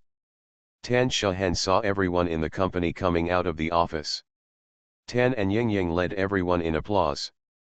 Tan Shahen looked around and saw no reporters. She was confused when Zhang Chen said, Don't look, they have all been withdrawn. Do you miss them? If you do, ask Yang Yang to call them back. Tan Shahen asked in confusion, I'm surprised, why did they withdraw? Have you ever seen table tennis played? Zhang Chen said with a smile, you hit the ball, and the richest man, Wang, returned the ball to you. Now, you return the ball. Of course, these people want to see Wang. Why did the richest man return the ball? You are no longer the focus. Tan Shahen understood and breathed a long sigh of relief. Soon, this matter disappeared on the internet. When reporters interviewed Wang Xiaofu and Sun Spen, they all laughed and did not answer. When asked about other real estate developers, they also laughed and did not answer. No one dared to talk about it. Say, okay, I accept the challenge of splendid China. Xiaofang has returned from Europe. After returning to Shanghai, she will stay in the company for a few days. Zhang Chen takes the two old ladies and Zhang Xiangzi to Shanghai, and they will also stay in Shanghai for a few days. After dinner, the family went for a walk in Century Park below. When they came back, the two old ladies took Zhang Xiangzi to bed first. Zhang Chen and Xiaofang sat on the terrace for a while, drinking tea and coffee. Xiaofang kept he yawned and said that he didn't expect that he would also need to get jet lag during these 7 hours. Then go to bed early, Zhang Chen and Xiaofang said. Xiaofang nodded. The two returned to the room, took a shower and went to bed. Xiaofang was no longer sleepy and leaned against Zhang Chen to chat with him. You really don't want to sleep anymore? Zhang Chen asked. I don't want to, Xiaofang said. If you don't want to sleep, I will tell you something, Zhang Chen said. I originally wanted to wait until you have rested tomorrow before I tell you. Zhang Chen said it so seriously that Xiaofang became interested and urged, what's the matter? Tell me quickly. Zhang Chen told Xiaofang about Lu Yun's matter. Xiaofang was shocked when she heard this. She shouted, this matter really needs to be investigated. It's not a trivial matter. Fortunately, Sun Ho helped. Moreover, this favor must be quite serious. Zhang Chen said it was right, and Sun Ho said that he had shown all the face he could to keep the bottom of the box, but don't tell Lu Yun that Sun Ho confessed. I know, Xiaofang nodded, if I tell you, Sister Lu Yun will feel that she owes Sun Ho her whole life. This friendship as a classmate cannot be lost. Zhang Chen hummed and fell silent. After a while, Xiaofang felt that Zhang Chen was a little weird. She turned around and saw Zhang Chen's eyes staring at the opposite wall, as if he was thinking about something. Dear, what are you thinking about? Xiaofang asked. Zhang Chen said, I didn't know much about your business before. This time I went to Beijing because of Lu Yun's incident. I was scared. Really, Xiaofang, I didn't know that I would use my own money to speculate in futures and stocks. It's not like I can buy whatever I want, as long as I want. It doesn't matter how much I spend or how much I buy. Why is it illegal to do so? This is too ridiculous. Tan Shahen and the others are buying land. If they want, they can spend the highest price to buy all the land at an auction, and there will be no crime of manipulating the land market. Let's go and buy it. Fabrics, covering all fabrics, monopolizing the market. There is no crime of manipulating the fabric market. Buying stocks and futures is the same thing. Why is there a crime of manipulating the securities market? Stocks and futures are not commodities. You don't encourage people to buy. You don't encourage you to engage in the stock market and futures market. I just don't think this makes sense. Xiaofang giggled and Zhang Chen said. Don't laugh. Seriously, you people in finance have too many fancy tricks that are difficult to understand. As I listened, I thought, if this is also a crime, should I be shot with a machine gun? I do it every year. I don't know how many times I have manipulated the fabric market. Xiaofang was so happy that she gently bumped her head on Zhang Chen's chest. Zhang Chen shook her and said, don't laugh, just listen to me and continue. Xiaofang stopped laughing and said, "Okay, I won't laugh anymore, you tell me. I was just thinking that a smart person like Lu Yun accidentally broke the law. Your financial world is too complicated. Don't accidentally encounter such an unreasonable disaster," Zhang Chen said. Xiaofang said seriously, "It's really possible." "Really?" Zhang Chen suddenly became nervous. "Then let's quit, okay? Whoever wants to do this bankrupt finance, we won't do it. Why don't you hum me and take care of Zhang Xiangzi at home every day?" Xiaofang pouted and said, "My dear, I will grow hair that way. You can manage the financial center, just like your sister," Zhang Chen said. "That is too unchallenging for me, as long as you have Zhao Jingjing," Xiaofang said with a bitter face, looking at Zhang Chen. "Then I'll give you the position of president of the group company and I'll work for you. Our group is all about entities, so it's impossible to commit a crime," Zhang Chen said. "It's really safe." Xiaofang burst into laughter, hugged Zhang Chen and said, "I'm just teasing you, dear, don't worry, I'm fine. Didn't I tell you earlier? If I didn't have the sense of propriety, I would have accepted the invitation of my former colleagues and went with them to get money faster, more. In this regard, I am very careful. For the sake of Zixi, Bai, and you, I will not let anything happen to me. Besides, the country is no better than before. The system construction in all aspects is already very complete. As long as if you have a string in your mind and don't intentionally touch the red line or miss the mark, there will be no problems. Thank you, Tin Soldier, 2 fishes, and the reward at 3 o'clock in the middle of the night. Thank you, Adam 326, Fisherman Fishing, Luo Wu Chen 1 Flower 1 World, at Invisible Man, Wonk 119, Looking at Plum Blossoms but Not Thirsting, Hung Pai, Fighting and Jade Silk, Without a Future, Just Remember the Original Intention, Sand Dust Mood, Single Love Monthly Votes for Purple, Fang L, Void Broken Dreams, Lao Shenzi Sang, Lao Zi, Thunderous Clouds in the Sky, Book Friends 201911152042155475. Thanks for all the votes and reading. I wish you all good health. You are listening to Novels at Bless Up channel. Wish you happiness and luck. Please subscribe to receive new novels. How do you feel about this novel? Please like and leave a comment. The Pentium Era, South to North. Author, Mei Shi Niang. Chapter 1827. Because of the 1.4% shares donated by Zhang Chen, Win Wen, and Qian became shareholders of Fanhua Network. This matter spread like wildfire.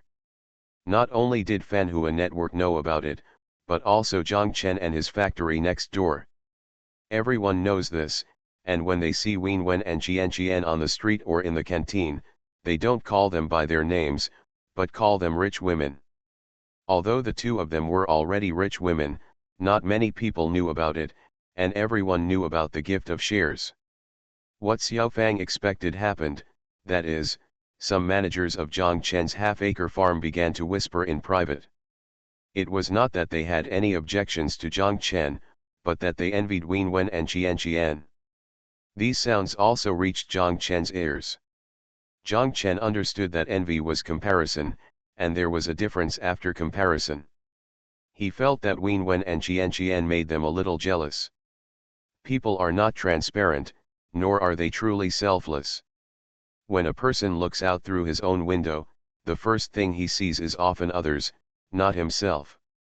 Take the managers of Ban Mutian as an example. They will not first see that their annual income is several times that of Win Wen and Qian, but they will happily calculate that their equity is worth thousands. 10,000. Zhang Chen thought about this matter again and again before going to tell Xiaofang that he also wanted to carry out joint stock reform in his company and turn the bonuses given to everyone under the table every year into shareholder dividends. In this way, everyone in the company, only when you have shares can you truly feel that you and the company are one. Xiaofang sat there, listening quietly to Zhang Chen's words, and asked, Did you hear some of the comments about Wen Wen and Qian? Zhang Chen said yes. Well, don't be too idealistic about people. Although it sounds a bit unpleasant to tie everyone together with interests, in many cases, interests may be the most effective way to clarify everyone's responsibilities and rights, Xiaofang said. Dear, have you thought about it? Xiaofang asked. What are you thinking about? Zhang Chen asked. It is to carry out joint stock reform of the company, Xiaofang said. Zhang Chen nodded. I have thought about it. This is the general direction, but I don't know how to change it. We can listen to everyone's opinions. We have so many friends who have no direct interest in your company. Their positions will be fair. Shareholding reform is a major event, and once it starts, there is no way to go back. There is no way to give up halfway. Just relying on the two of us, I think there will always be some shortcomings. Xiaofang told Zhang Chen that Zhang Chen thought it made sense, so he immediately took out a pen and paper and started writing. The names of Tan Shahan, Lu Yun, Chu Tianlin, Lao Tan, Lin Shuwen, Wei Venfang, and Han Emperor Lu Bang appeared on the paper. After Zhang Chen finished writing, Xiaofang looked at it and said it was okay. These people are all in charge of the company, and they are from China, foreign countries, Hong Kong, and Taiwan. It is of great reference value to pool their experience and suggestions. Moreover, they will all stand for the good of the company, the good of the individual, and the good of you, Xiaofang said. Zhang Chen nodded in agreement and said, then I will inform them that we will have dinner together this Saturday night. We will tell them about this and let them help come up with ideas. Xiaofang said yes. While Xiaofang was talking, she kept staring at the piece of paper. Zhang Chen was about to call and notify everyone when Xiaofang called out, Dear, wait a minute. Zhang Chen held the phone in his hand and looked at Xiaofang. Xiaofang said, Dear, how about adding one more person to this list? Add one more? Who? Zhang Chen thought about his friends and asked, Wang Minsheng, Lao Tang, or Wu Kai? No, Xiaofang shook her head, Old Chiao. Old Chiao? Mr. Chiao from Shenzhen, Zhang Chen asked. Xiaofang nodded and said yes, although this joint stock reform is not for listing, Lao Chiao usually comes into contact with many listed companies. He has experience in this field. He should have the most say on the pros and cons of joint stock reform. Yes, if Lao Chiao can come, it will definitely be the best. However, this is only an internal matter within our company, and we are not talking about a project with him. Will he? I'll call him, Xiaofang said. Old Chiao has been a friend for so many years, so he should be able to help. Xiaofang picked up the phone and called Lao Chiao to ask where he was. Lao Chiao said he was in Wuhan. What orders do you have, Mr. Gan? Are you free this Saturday? Xiaofang asked. This Saturday? I'll go back to Shenzhen on Friday. What do you want, Mr. Gan? Lao Chiao asked. Xiaofang told Lao Chiao about the matter, and Lao Chiao laughed. It's such a small matter, and it takes such a big detour. I must be on call. No problem. You tell Mr. Zhang, I'm here 5. Fly directly from Wuhan to Hangzhou. Xiaofang smiled and said, I'll thank Mr. Chiao on his behalf. After hanging up the phone, Xiaofang and Zhang Chen said, we don't want to have a meal together. I think we should just spend a day on Saturday to discuss this matter thoroughly. Zhang Chen said okay, how about going to our club in Yahuang Mountain, and I'll ask Xiao Wan to get ready? No, let's go to other places to discuss your company's affairs. This matter is too sensitive. What I'm most afraid of is that before we have settled it here, the news will spread, Xiaofang said. It's better to go to Sister Zhenzhen and the others. The Dehua Yuan Hotel, that place is quite secretive. Well, you are still thoughtful, Zhang Chen smiled. Then, Zhang Chen called Tan Shahan first and told her the matter. Tan Shahan said there was no problem, I would make arrangements at the hotel. Lao Tan also informed him, and by the way, I also informed Sister Tianlin, and the others you notify. Because there was a meeting the next day, Xiaofang and Zhang Chen stayed in the villa in Dehuayuan on Friday night. Tan Shahen and Lu Yun also came to their house. Chu Tianlin, Lao Tan, Lin Shuwen, Wei Venfang, and Han Emperor Lu Bang were all in Dehuayuan. They also came back to live in the house, and together with Lao Chiao, they also arranged to stay at the Dehuayuan Hotel. In this way, it is equivalent to today's Friday, and everyone has already gathered. In the evening, Tan Shahen originally said that she would have dinner at the hotel, but Chu Tianlin refused and insisted on cooking it at home. They had dinner at Chu Tianlin and Lao Tan's villa. As soon as Zhang Chen and the others entered, Chu Tianlin told everyone that they would have a whole day to talk about what should be discussed tomorrow. No one is allowed to stir up this topic today, especially you, Zhang Chen and Xiaofang. Did you hear that? Today everyone just drinks and chats. Zhang Chen and Xiaofang both smiled and said, listen to Sister Chu. At 9 o'clock the next morning, everyone walked to the conference room of Dehuayuan Hotel. Because there was a day of meetings today, and they were all friends, it was not so formal and serious. Based on the principle of comfort first, Tan Shahen let the hotel rearrange the conference room, removed the conference tables and chairs, and replaced them with a circle of sofas. The coffee tables in front of the sofa are filled with dried fruits and snacks, as well as tea, coffee, and drinks. Everyone can get what they need and chat while eating. Tan Shahen also specially selected 2 waiters who had no connection with Ban Mutian to serve them. After everyone sat down, Zhang Chen told everyone the purpose of calling everyone here today, and also talked about his thoughts. By the way, he also mentioned the origin of this matter, the matter of giving shares to Wen Wen and Qian Qian. After Zhang Chen finished speaking, everyone looked at Lao Chiao, and Tan Shahen said, Mr. Chiao, we don't even know where to start talking about this matter. You should start with it and give us some inspiration. Mr. Chiao said yes. He looked at Zhang Chen and Xiaofang and said, Mr. Zhang, we are friends, so I won't be polite when I say anything today, okay? Zhang Chen said yes and invited everyone to come because everyone would not be polite. You have done this wrong from the beginning, Mr. Zhang, Lao Chiao said. In this world, there are shares that can be given away unconditionally. Even if your son takes over your position in the future, that is because he is your son. These 2 people, Wen Wen and Qian Qian you are talking about, who are they to you and why do you give away shares to them? Zhang Chen's face turned a little red and he said, it's just, they turned out to be my subordinates. After they left our company, I felt that their income had been reduced, so I wanted to compensate them. Old Chiao shook his head, no wonder other people have ideas. Who wouldn't have ideas about things falling from the sky? Even if someone buys a lottery ticket and wins 5 million, there will be a lot of envious people, let alone the value. Tens of millions of shares. Although they are your former subordinates, I don't know much about whether there are any of your subordinates who are older than them. Each of them got more than 10 million in vain. If the others, it's weird if you don't have any ideas.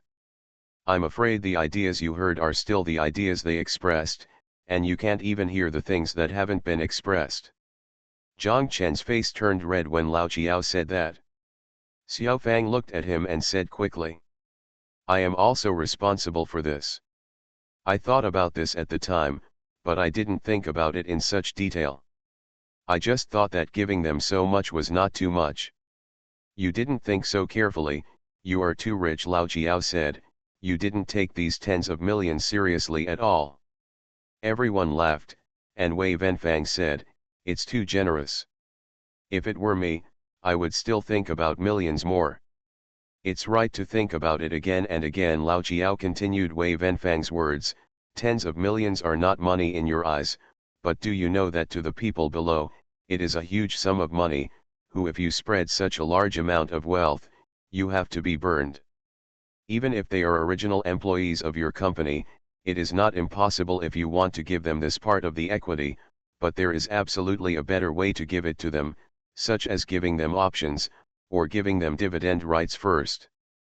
After 2 or 3 years, then completely transfer this part of the equity to them, and you give them the right to dividends.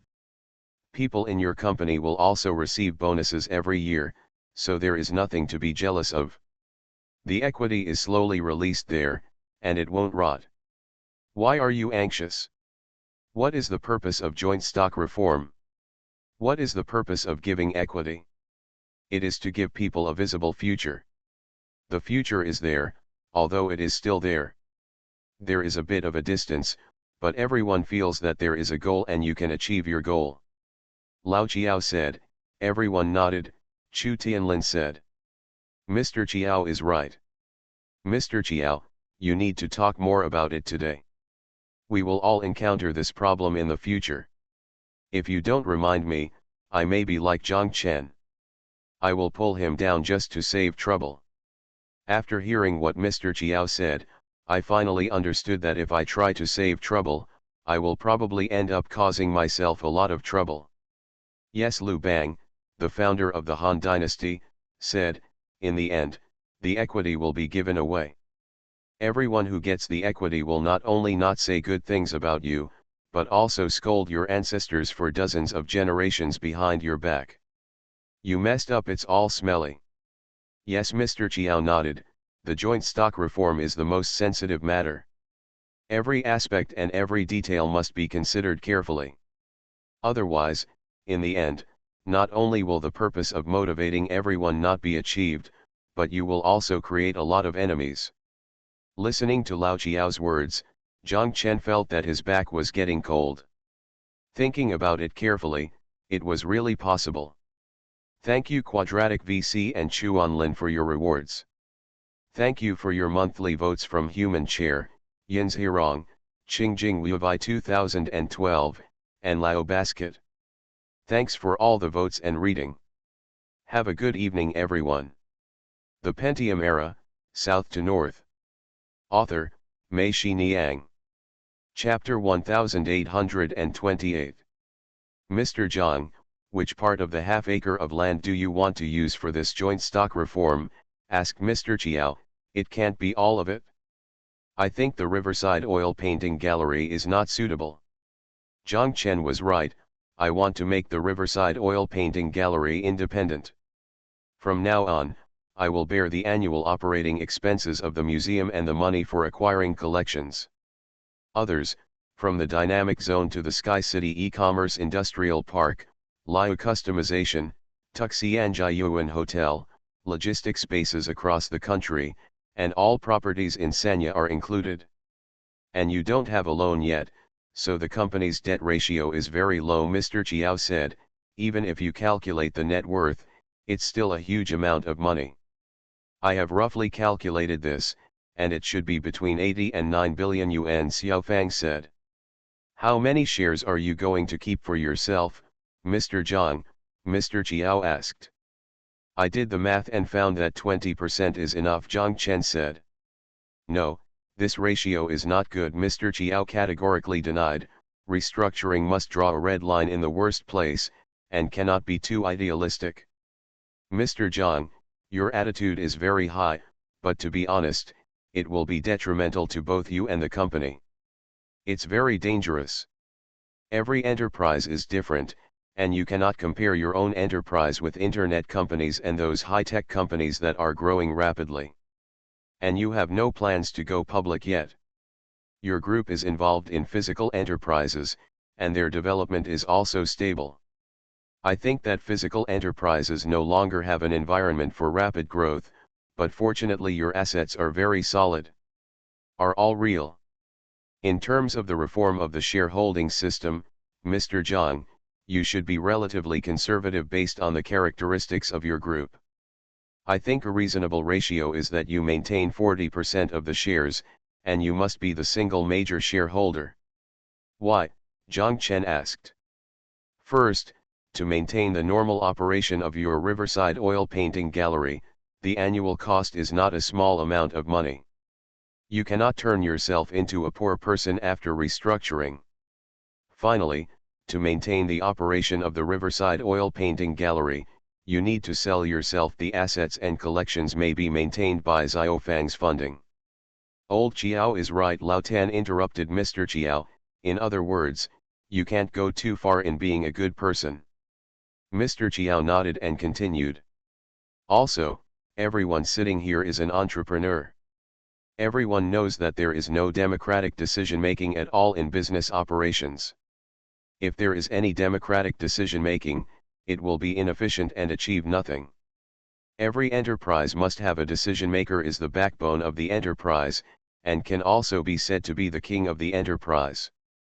In the enterprise, he must make decisions that stick to his word.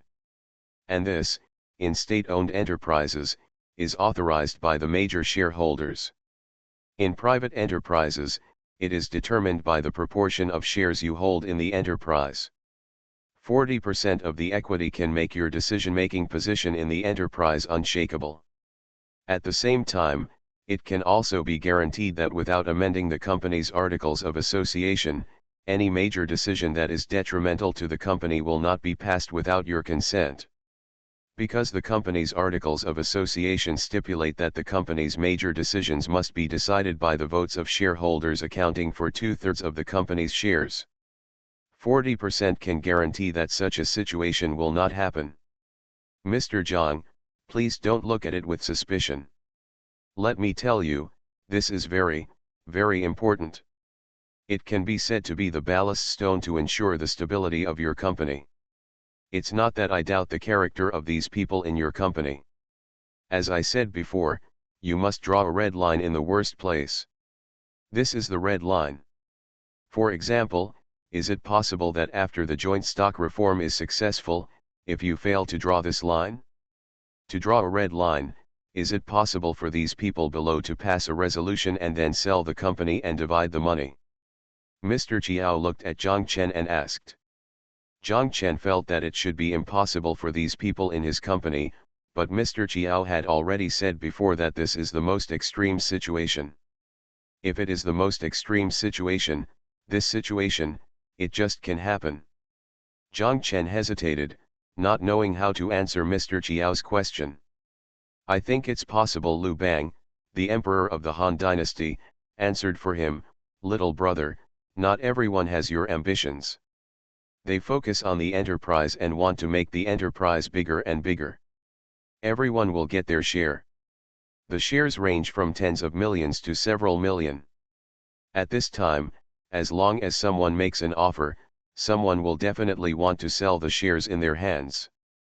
Even people who didn't have such an idea in the first place will be moved by the noise of these people who want to sell. Who doesn't want to grab the cash in their hands first? Moreover, they will think that I am not the only one who has such thoughts. Everyone wants to sell. Once a person has such thoughts, he will not feel so guilty and will not feel guilty when he faces you again. Sorry, Lu Yun added. What Lu Yun and the emperor said is right, and what Mr. Chiao said is even more right. Wei Wenfang said, at that time, Mr. Zhang, you will not be able to do anything even if you have any ideas. Besides, it's not that I speak harshly. It's like this. Once you break your face, you will be shameless to no limit. Let me give you an example. Mr. Zhang, I will take Su Kioxin as an example. Before she makes a decision, she will hesitate and think, how can Mr. Zhang be nice to me? I can't do anything to regret Mr. Zhang. But once she is bewitched and agrees to do this, how should I say, it is her own. Her moral defense line has been broken by herself, and her and your faces have been torn apart. At this time, it's useless for you to talk to her emotionally or reason with her. It's useless for Xiao to threaten to divorce her. If you break through your own moral defense line, she will already be determined to fight with you. At that time, you didn't even have any means to restrain them. Zhang Chen thought of the time when he, Xiaoli and the others went to Zhao Zhigang's factory and finally left in despair. Before that, had he ever thought that such a day would happen to him? When Wei Wenfang spoke, others kept nodding. Tan Shahen smiled and said, Wei Wenfang, you still have a thorough understanding of people. Of course, I myself come from a poor family, and the tens of thousands of workers below me all come from poor families. Don't think that being poor is synonymous with kindness. In many cases, it is also synonymous with being extremely evil. Why are animals dressed in clothes so deceptive? Because they have clothes. With cover, you can't see his true face, but without clothes, all you see is naked humanity. As Wei Wenfang spoke, everyone laughed, but this smile was not so easy. Zhang Chen, I also think what Mr. Chiao said is that it is appropriate to retain 40%. It is not easy for your company to get to where it is today. It is your responsibility to ensure its stability and sustainable operation, and it is also your responsibility to the company. Everyone acted responsibly, Chu Tianlin and Zhang Chen said. Everyone was talking about this matter. Almost no one agreed with Zhang Chen's 20% idea. They all stood with Mr. Chiao and felt that Zhang Chen must hold 40% of the shares. They all feel that there is no better way to control the company than this. The purpose of the restructuring is to promote better development of the company, and also to allow those who follow Zhang Chen to conquer the world to have more security and benefits, but it cannot be said that the company was messed up and bankrupted because of this. Zhang Chen sat there, listening to everyone's speeches. He gradually began to feel that what they said made sense, and they were all starting from the perspective of not only being good for the company, but also for his own good. The shareholding restructuring was really, as Xiao Fang said, it's like spilled water, you can't take it back. You can't just see if it doesn't work and say you want to take it back. At that time, even if you want to take it back, you can't take it back. On the matter of restructuring, I would rather be more down to earth and take smaller steps. It doesn't matter if you take smaller steps. You can take a few more steps. Taking a few more steps is a big step. But if the steps are too big all at once, it's easy to get stuck. Mr. Chiao said, and everyone laughed. Zhang Chen looked at Xiao Fang nodded.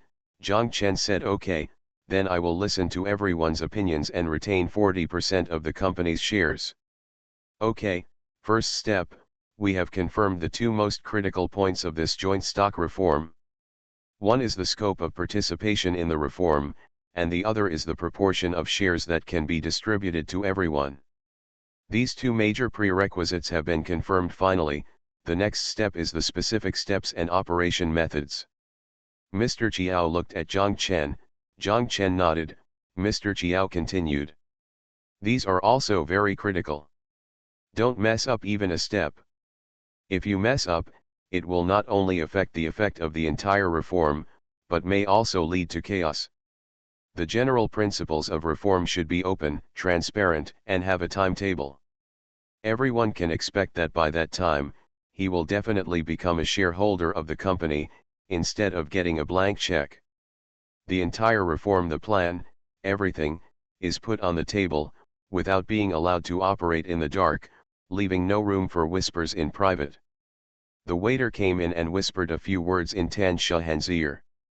Tan Shahan looked at her watch and nodded. The waiter walked out.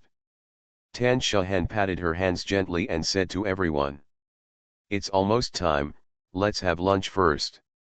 Zhang Chenzhen was very interested and shouted, "No, it's still early to eat. There are some snacks on the table. Eat some when you are hungry." Lao Chiao is talking about the critical moment. We can't be exploited like this at critical times. We're not even allowed to eat. Tan Shahan scolded, "Eat first, and after eating, everyone goes back to take a nap. Come back at 2 o'clock in the afternoon when your mind is clear. What are you afraid of? There is one day today.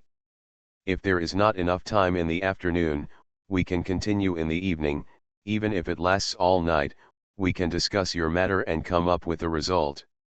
Zhang Chen said, okay, let's go eat first."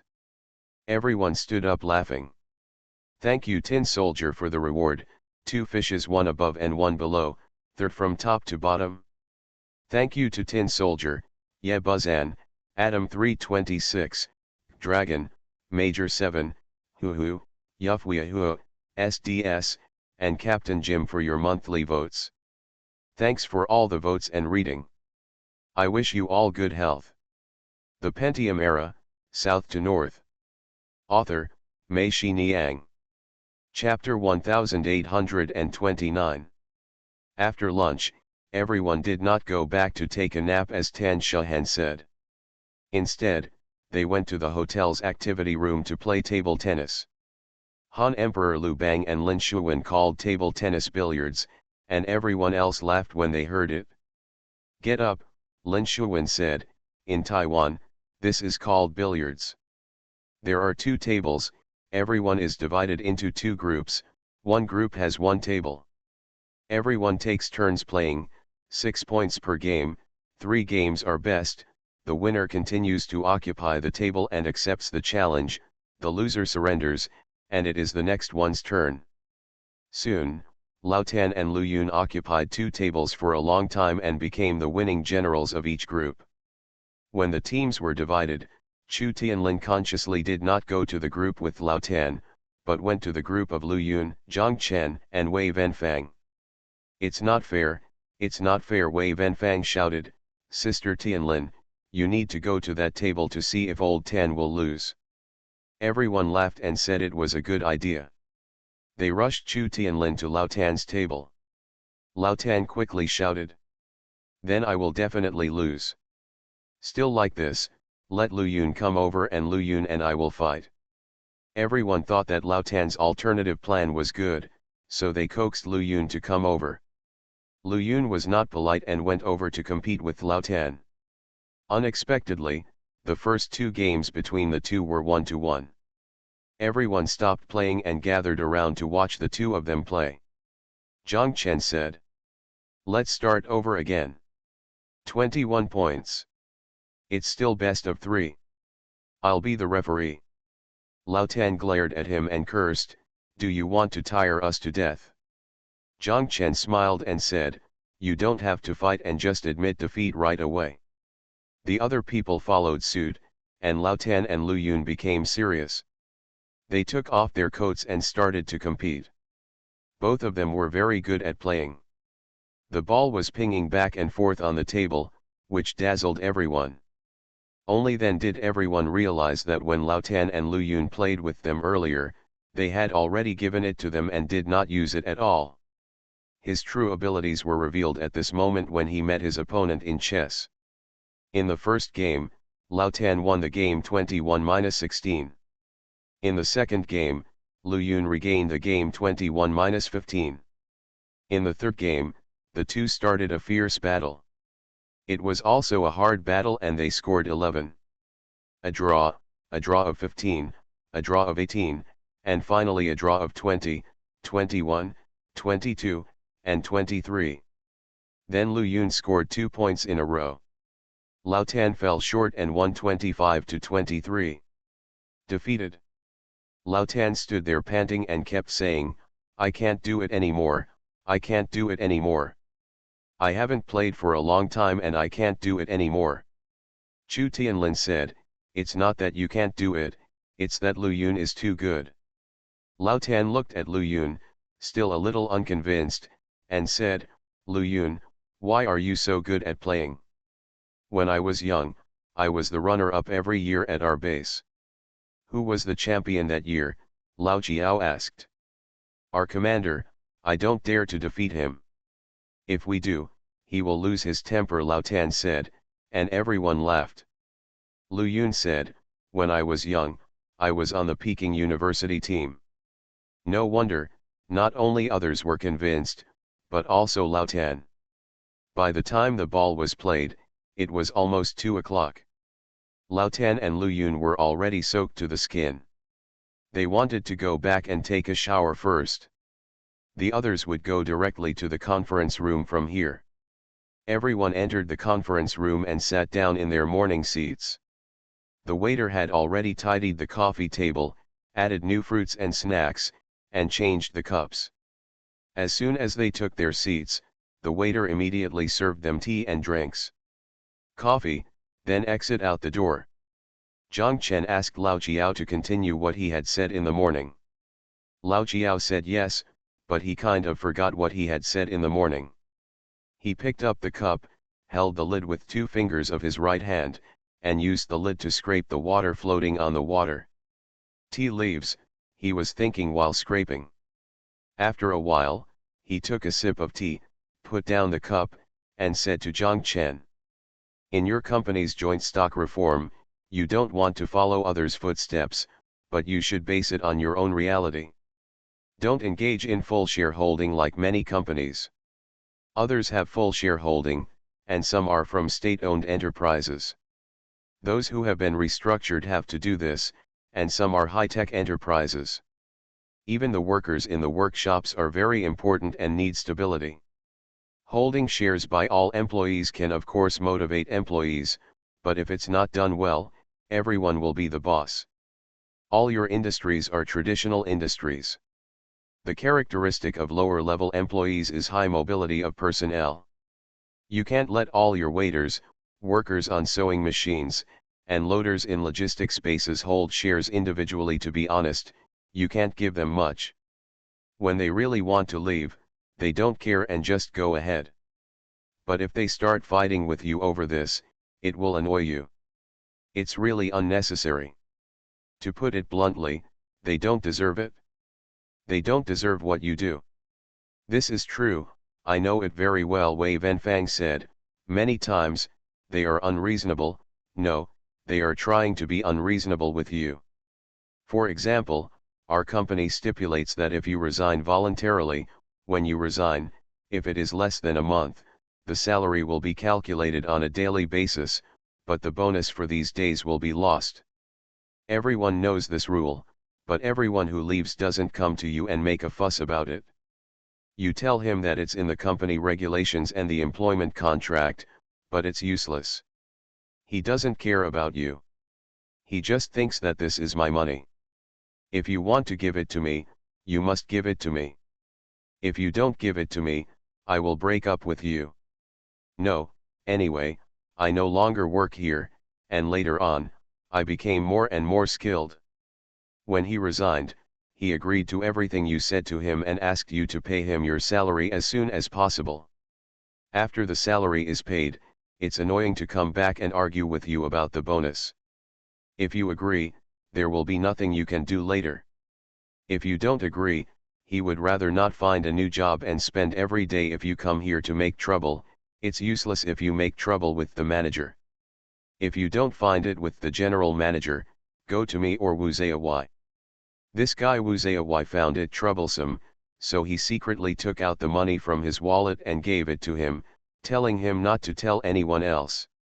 He took the money, promised to leave, and told the others when he went out. Now it's okay, everyone who has resigned knows that Wu Zayawai is easy to talk to. If you go to him to ask for this money, it is just a bonus. If it is shares, Mr. Zhang, I am afraid it will be more troublesome.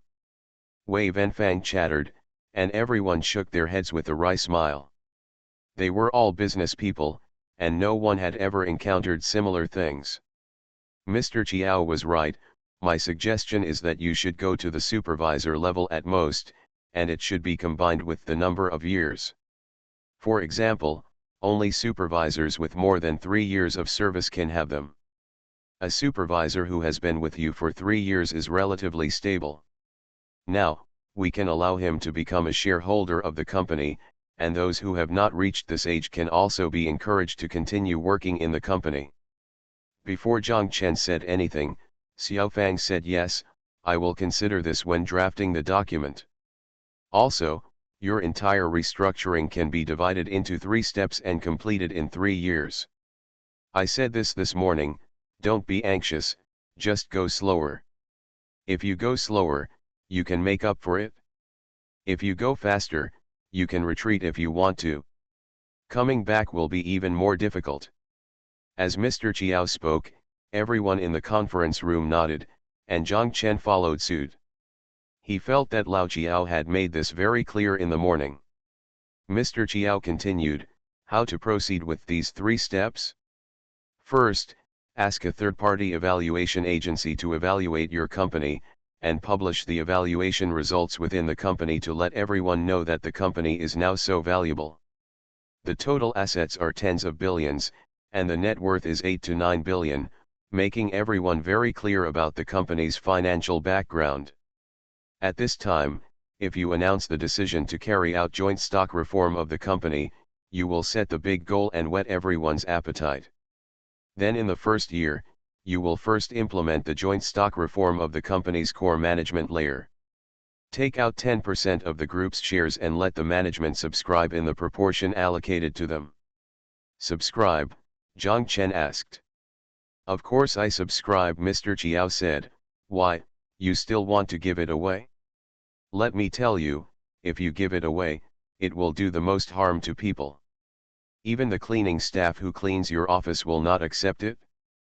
I thought, why do I work so hard here, and those people and the company gave them so much money as a gift, but I didn't get any of it. Mr. Chiao laughed as he spoke, and said, be careful, maybe she will get angry and put rat poison in your cup. Everyone laughed. Mr. Chiao said, purchasing has two concepts. They bought it with their own money, not for nothing. They are different from me.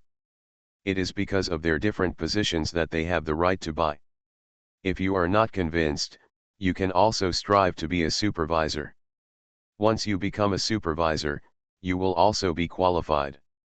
This is the impact of gifts and subscriptions on other people. This difference is very subtle, but it has a great impact on people's psychology. It's the same for the management who participated in the share reform.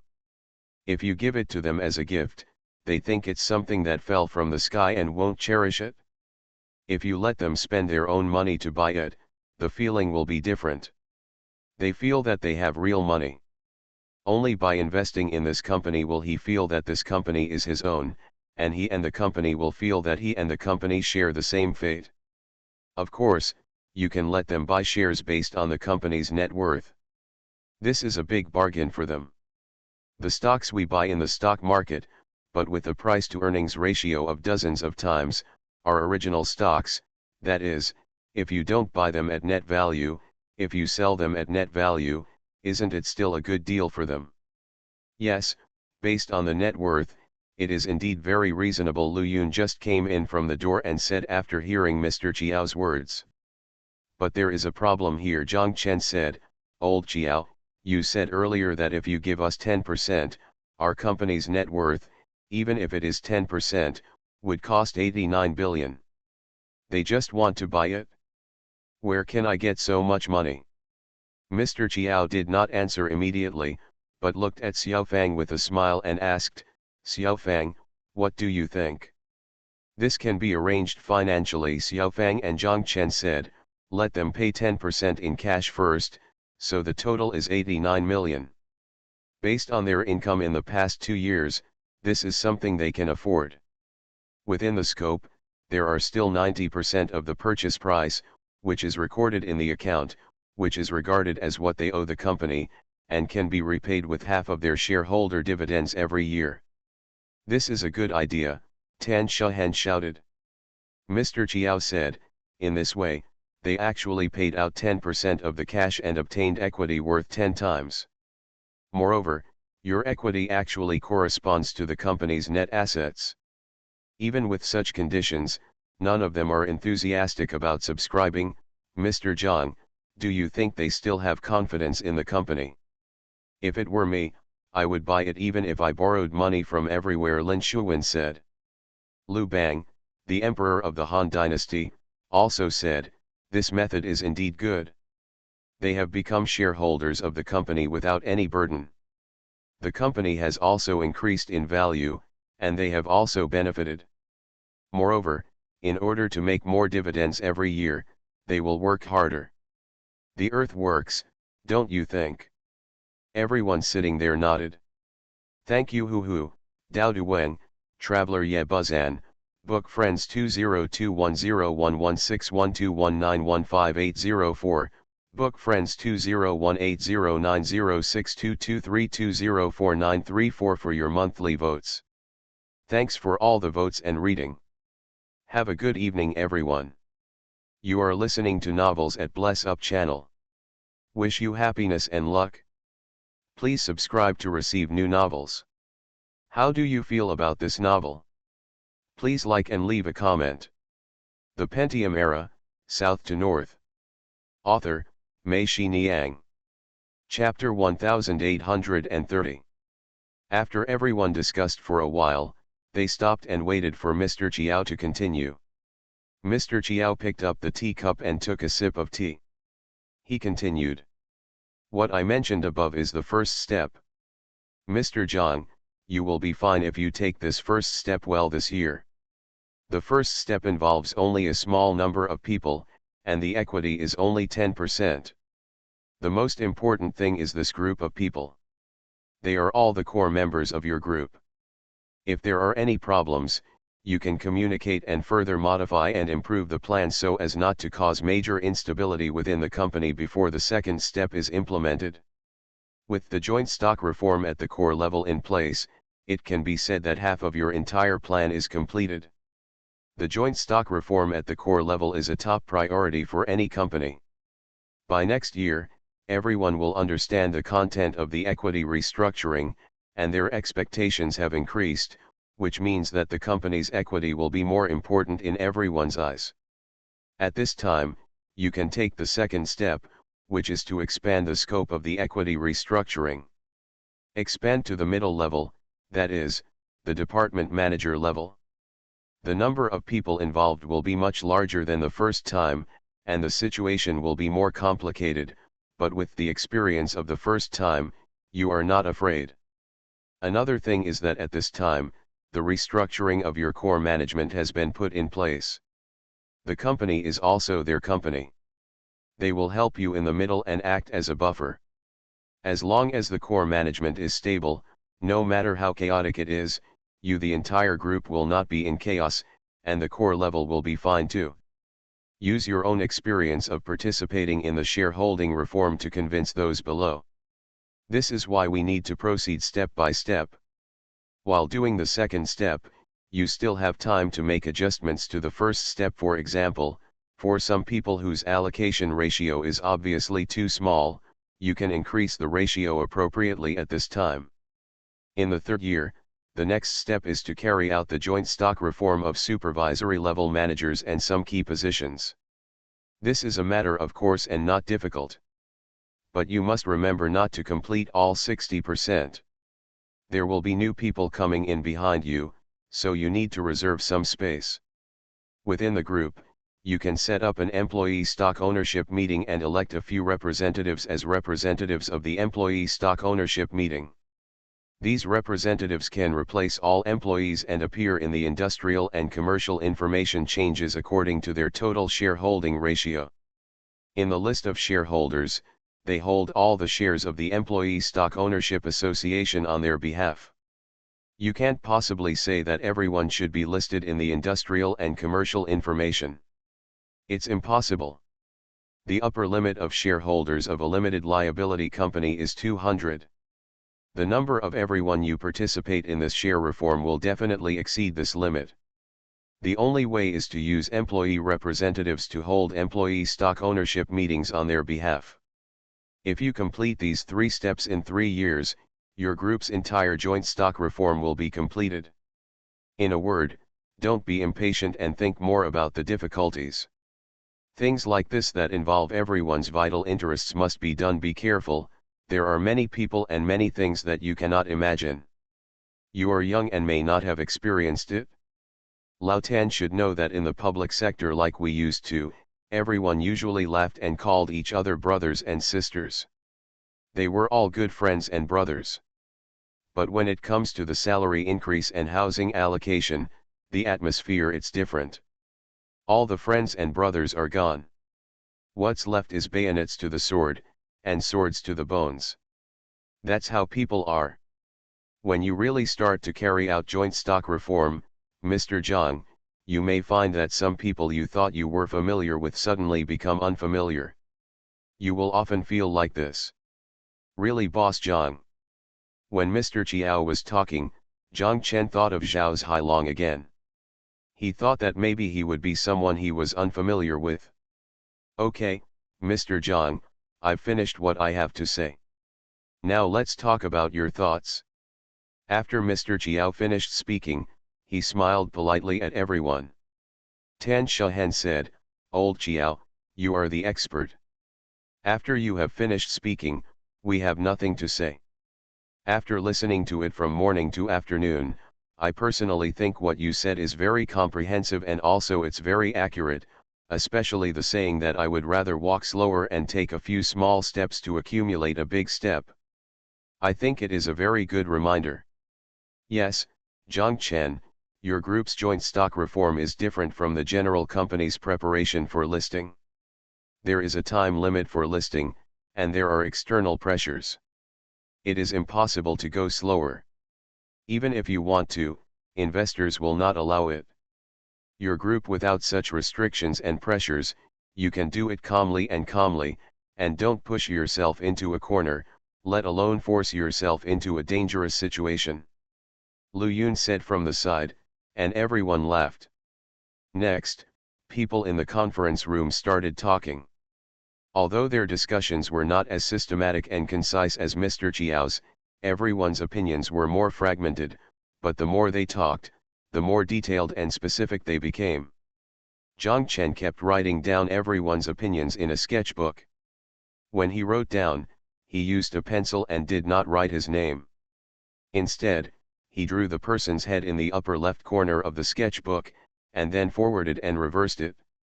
On both sides, I remembered what this person said. Lao Chiao wrote more than 10 pages. Xiao Fang was also nearby, recording on her laptop. Xiao Fang and Mr. Chiao said, after I write out the plan, I will send it to you for review, and you can give us your opinions.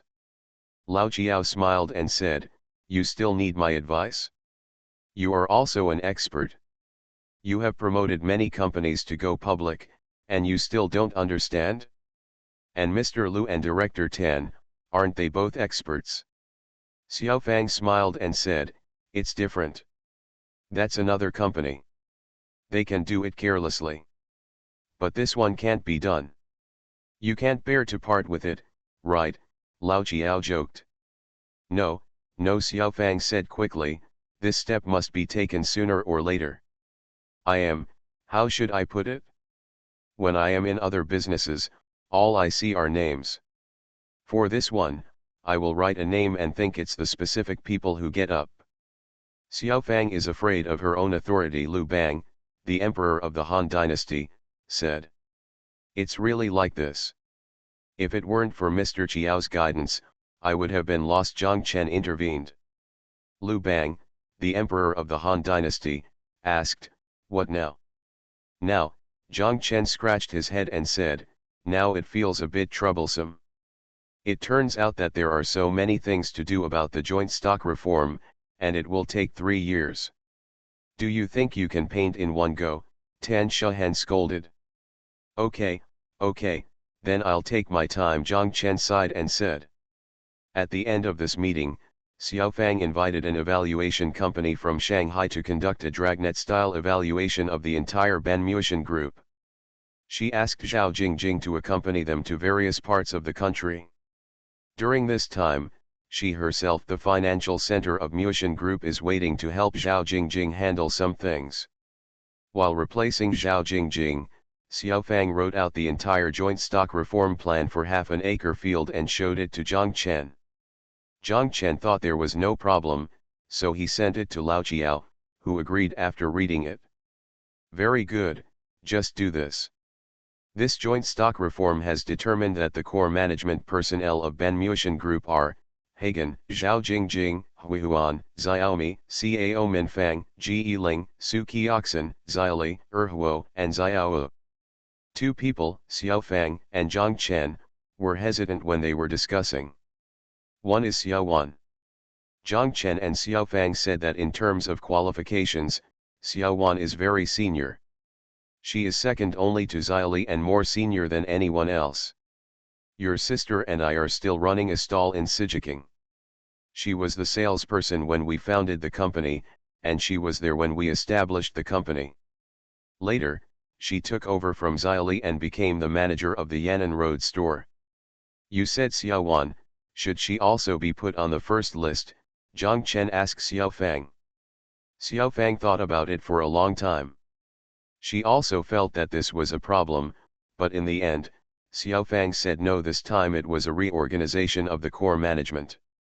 Xiao Wan could not be regarded as the core management. Her position was just that of Li. The general manager of the Hangzhou branch of U customization can only be regarded as a middle-level manager in the group company. If she is brought in, many people will be unconvinced. But in the second batch of restructuring lists, based on the principle of combining position and seniority, her shares can be the highest in the second batch. No one can say anything about this, Xiao Fang and Zhang Chen said. Zhang Chen thought about it and realized that what Xiao Fang said made sense. He said, okay, I'll go talk to Xiao Wan. Xiao Fang nodded.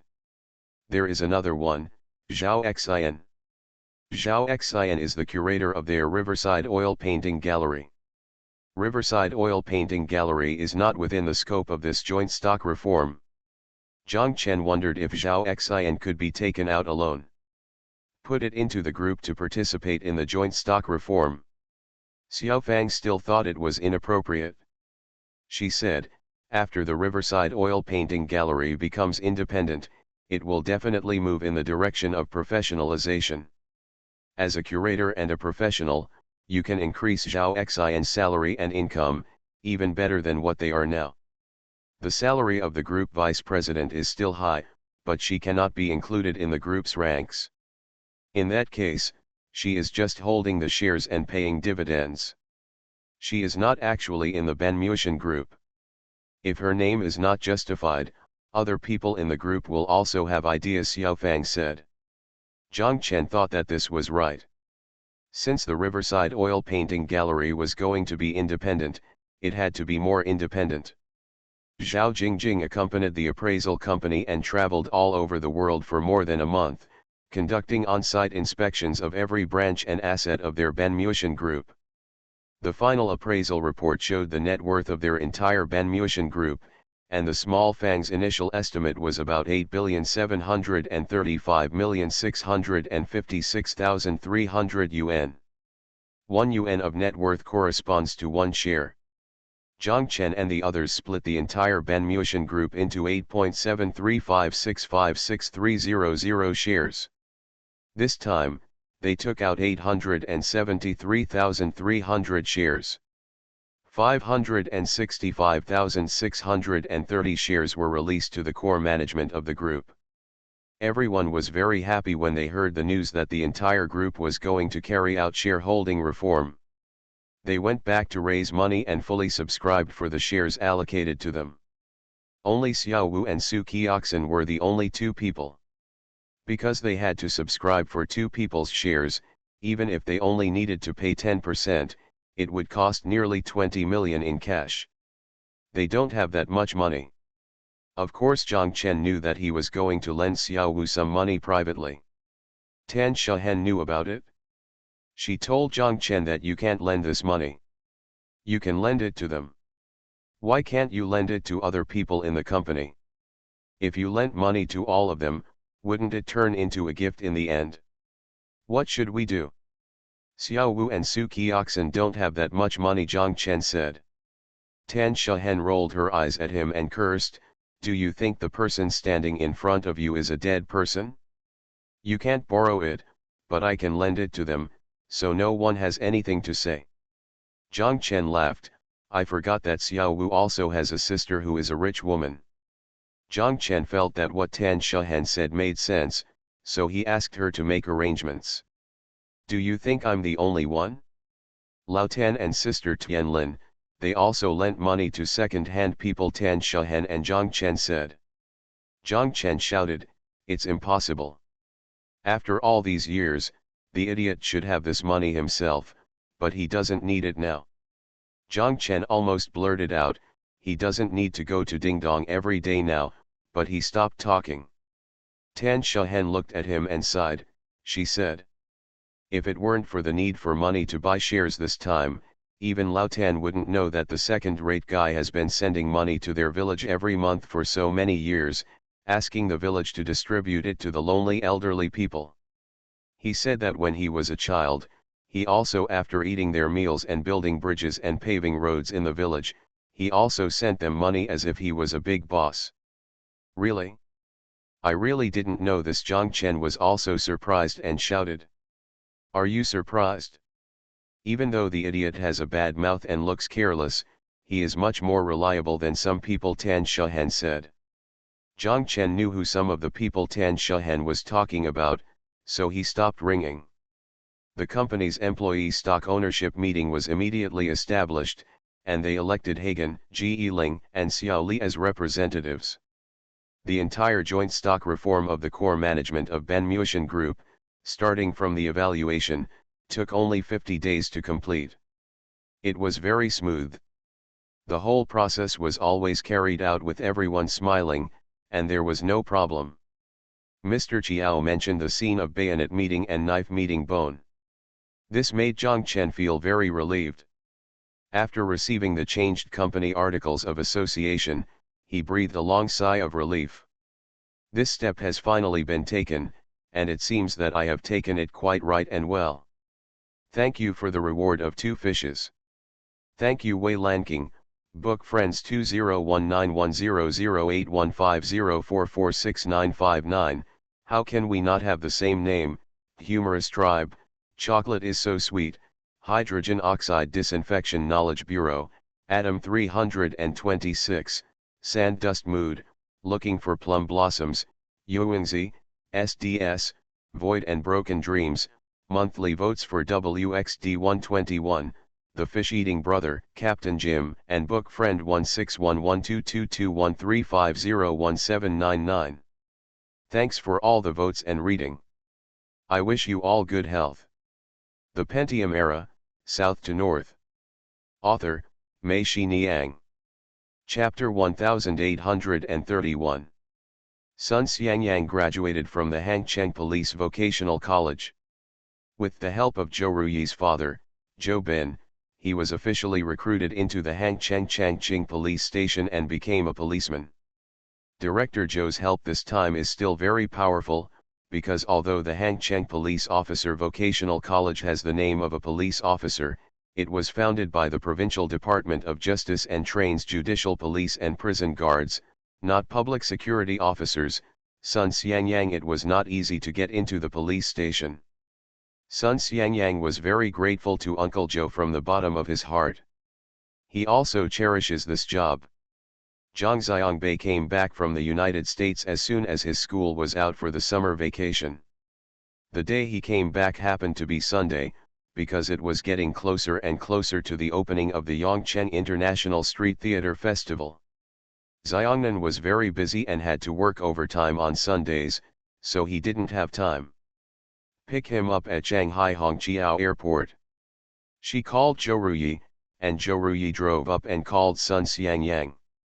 The two of them went to Shanghai Pudong Airport to pick up Zhang Xiangbei. Sun Xiangyang even put on his new police uniform and went there in a high-spirited manner. Zhou Ruyi looked at Sun Xiangyang and cursed, "You're not at work, why are you wearing this? You're such a coquettish guy." Sun Xiangyang chuckled, and Zhou Ruyi was also very happy. She could see that Sun Xiangyang cherished this police uniform, and Zhou Ruyi was very happy that he could wear the police uniform. Zhang Xiangbei came out of the exit, saw Sun Xiangyang, reached out and patted his arm, and shouted, "Okay, damn fat man, you look like a dog now." Sun Xiangyang wiped the area where Zhang Xiangbei had patted him with his fingers, and said seriously, "Little brat, don't be too big or too small. Do you believe I handcuffed you? Come on, come on." Zhang Xiangbei hugged Sun Xiangyang and deliberately rubbed his body against him, causing his clothes to wrinkle. Sun Xiangyang wanted to hide to the side, but Zhang Xiangbei was taller than him, so he couldn't get away.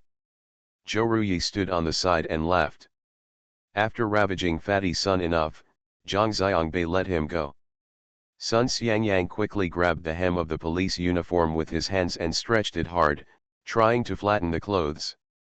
Zhou Ruyi and Zhang Xiangbei said, Zhang Xiangbei, the fat man said something right before.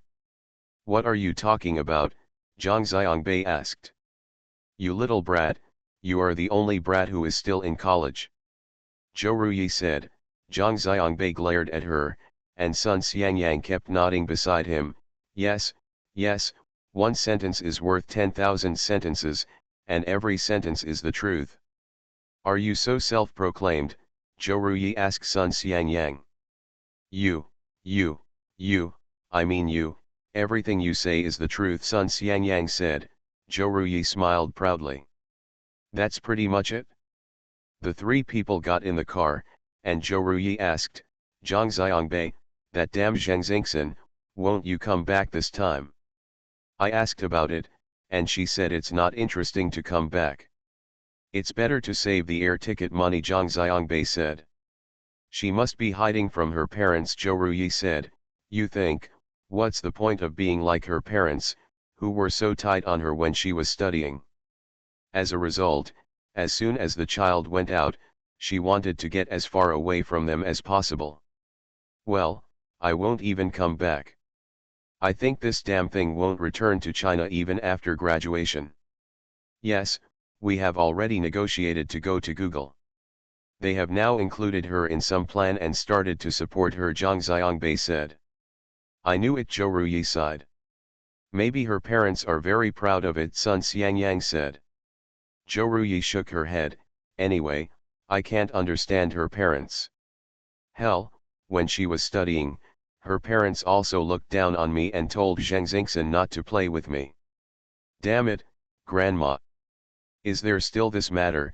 Zhang Xiangbei said. I remember you three, aren't you together every day? Yes, you don't know. It got better later.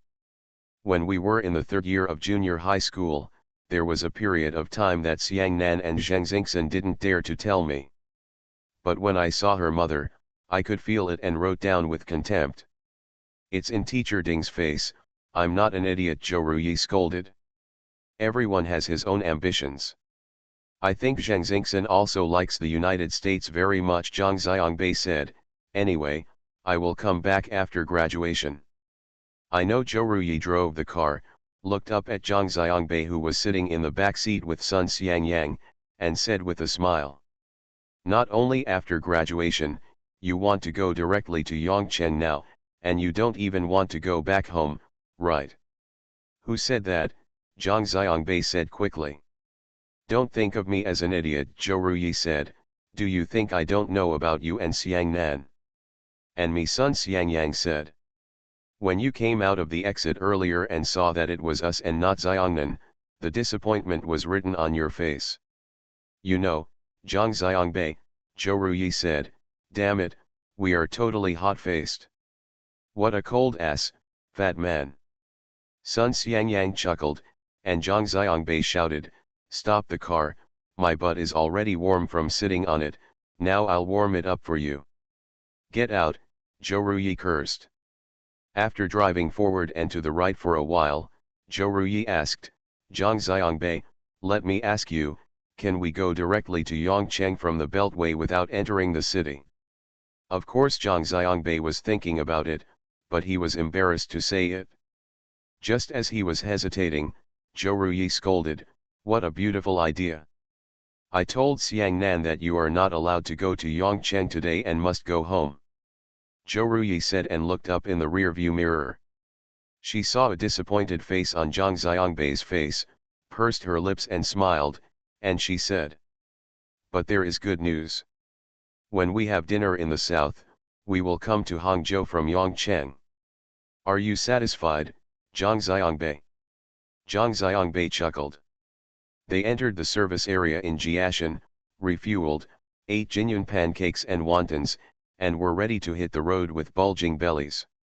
Zhou Ruyi said she was a little sleepy after eating so much. Zhang Xiangbei said he would drive, but Zhou Ruyi didn't want it. Instead, he asked Sun Xiangyang to drive. As a result, Sun Xiangyang drove from the dining area of the service area to the exit before Zhou Ruyi shouted to stop the car. Stop the car and let Sun Xiangyang get out. Sun Xiangyang refused and continued to drive towards the exit. Zhou Ruyi scolded Zhang Xiangbei. Is there such a bastard? After becoming a police officer, his driving style has changed. He is twisting and turning on the road. Do you really think you are chasing a gangster at a speed? Zhang Xiangbei laughed. Sun Xiangyang smiled, slowed down a little, and drove more politely. But when he got to the highway, he started to drive wildly and kept overtaking. Zhou Ruyi asked him to slow down, and Sun Xiangyang said, "What are you afraid of? I know where the cameras are. I guarantee you won't be photographed." "What the hell are you doing? Am I afraid of being photographed? If you are photographed, points will be deducted from your driver's license anyway. I am worried about my dear life." Zhou Ruyi's right hand tightly grasped the handle above the car window, and her face turned pale. After a while, she felt uneasy. She reached out and touched the seat belt on the back seat, fastened it, and fastened the seat belt. Then he breathed a sigh of relief and said, "I've fastened my seat belt, and I'll just leave it to fate." Sun Xiangyang was laughing in front, Zhang Xiangbei was laughing too. Zhou Ruyi looked at him and cursed.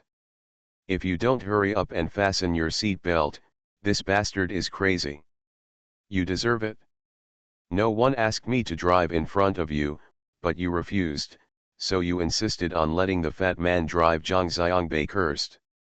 "What the hell, do you think it's me who refuses?" Zhou Ruyi shouted. "It was told by Xiang Nan.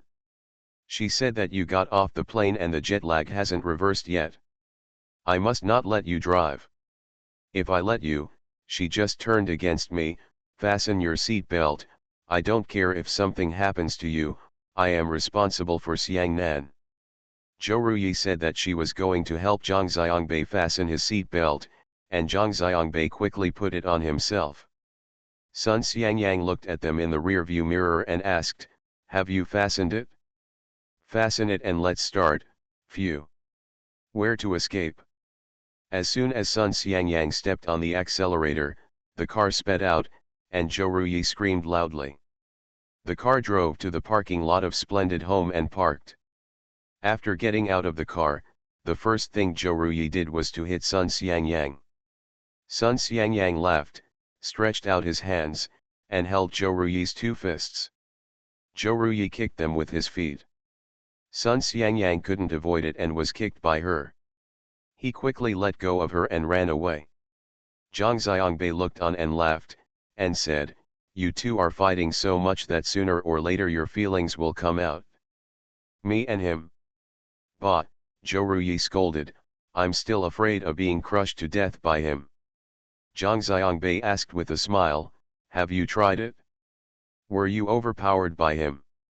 Zhou Ruyi's face turned red, she cursed, turned around and hit Zhang Xiangbei. Zhang Xiangbei ran away quickly. Sun Xiangyang chuckled. Zhou Ruyi stopped, annoyed. She pointed at Sun Xiangyang and shouted, "Damn fat man, come here quickly and let me hit you. Can't you pass? I'll count 1, 2, 3, 1, 2.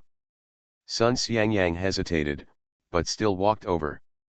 As he walked, he said, "It's okay to hit, but no twisting." Zhang Xiangbei looked at it and his heart moved. He remembered that when he was a child, Xiang Nan was the same way. He pointed at him and said, "Zhang Xiangbei, come here, I will count 1, 2, 3. The result always turned out to be that before Xiang Nan could count to 3, he would pass by on his own. Zhang Xiangbei couldn't help laughing when he thought about this old incident. "Ouch, ouch, Baka, let go quickly." There, Zhou Ruyi did not hit Sun Xiangyang, but grabbed Sun Xiangyang's arm with the thumb and index finger of her right hand and twisted it hard. The three of them fought in the parking lot for a while and finally calmed down. They walked to Zhang Xiangbei's grandma's house. From a distance, the three of them saw Zhang Xiangbei's grandma holding Zhang Xiangzi and standing at the front door with her grandma. Looking towards them, they were waiting for Zhang Xiangbei. As soon as Zhou Ruyi saw it, she quickly ran over and hugged Zhang Xiangzi from Zhang Xiangbei's grandmother's hand. When Zhang Xiangbei approached, she wanted to hug Zhang Xiangzi, but Zhou Ruyi refused to let her go and pointed at Zhang Xiangbei. Ask Zhang Xiangzi. Zixi, do you want to sell it for 2.5 cents? Zhang Xiangzi chuckled, moved his hands up and down, and shouted, cheaper, cheaper. Zhou Ruyi asked again, Zixi, do you want to sell it for 2.5 cents? Zhang Xiangzi still said, cheaper, cheaper. Everyone laughed. When Zhang Xiangbei heard Zhang Xiangzi, he no longer called him Bei's, Bei's. Zhang Xiangzi also grew up. Thank you to Guandian Electromechanical and Fan Perza Travels for your monthly tickets. Thanks for all the votes and reading. Have a good evening everyone.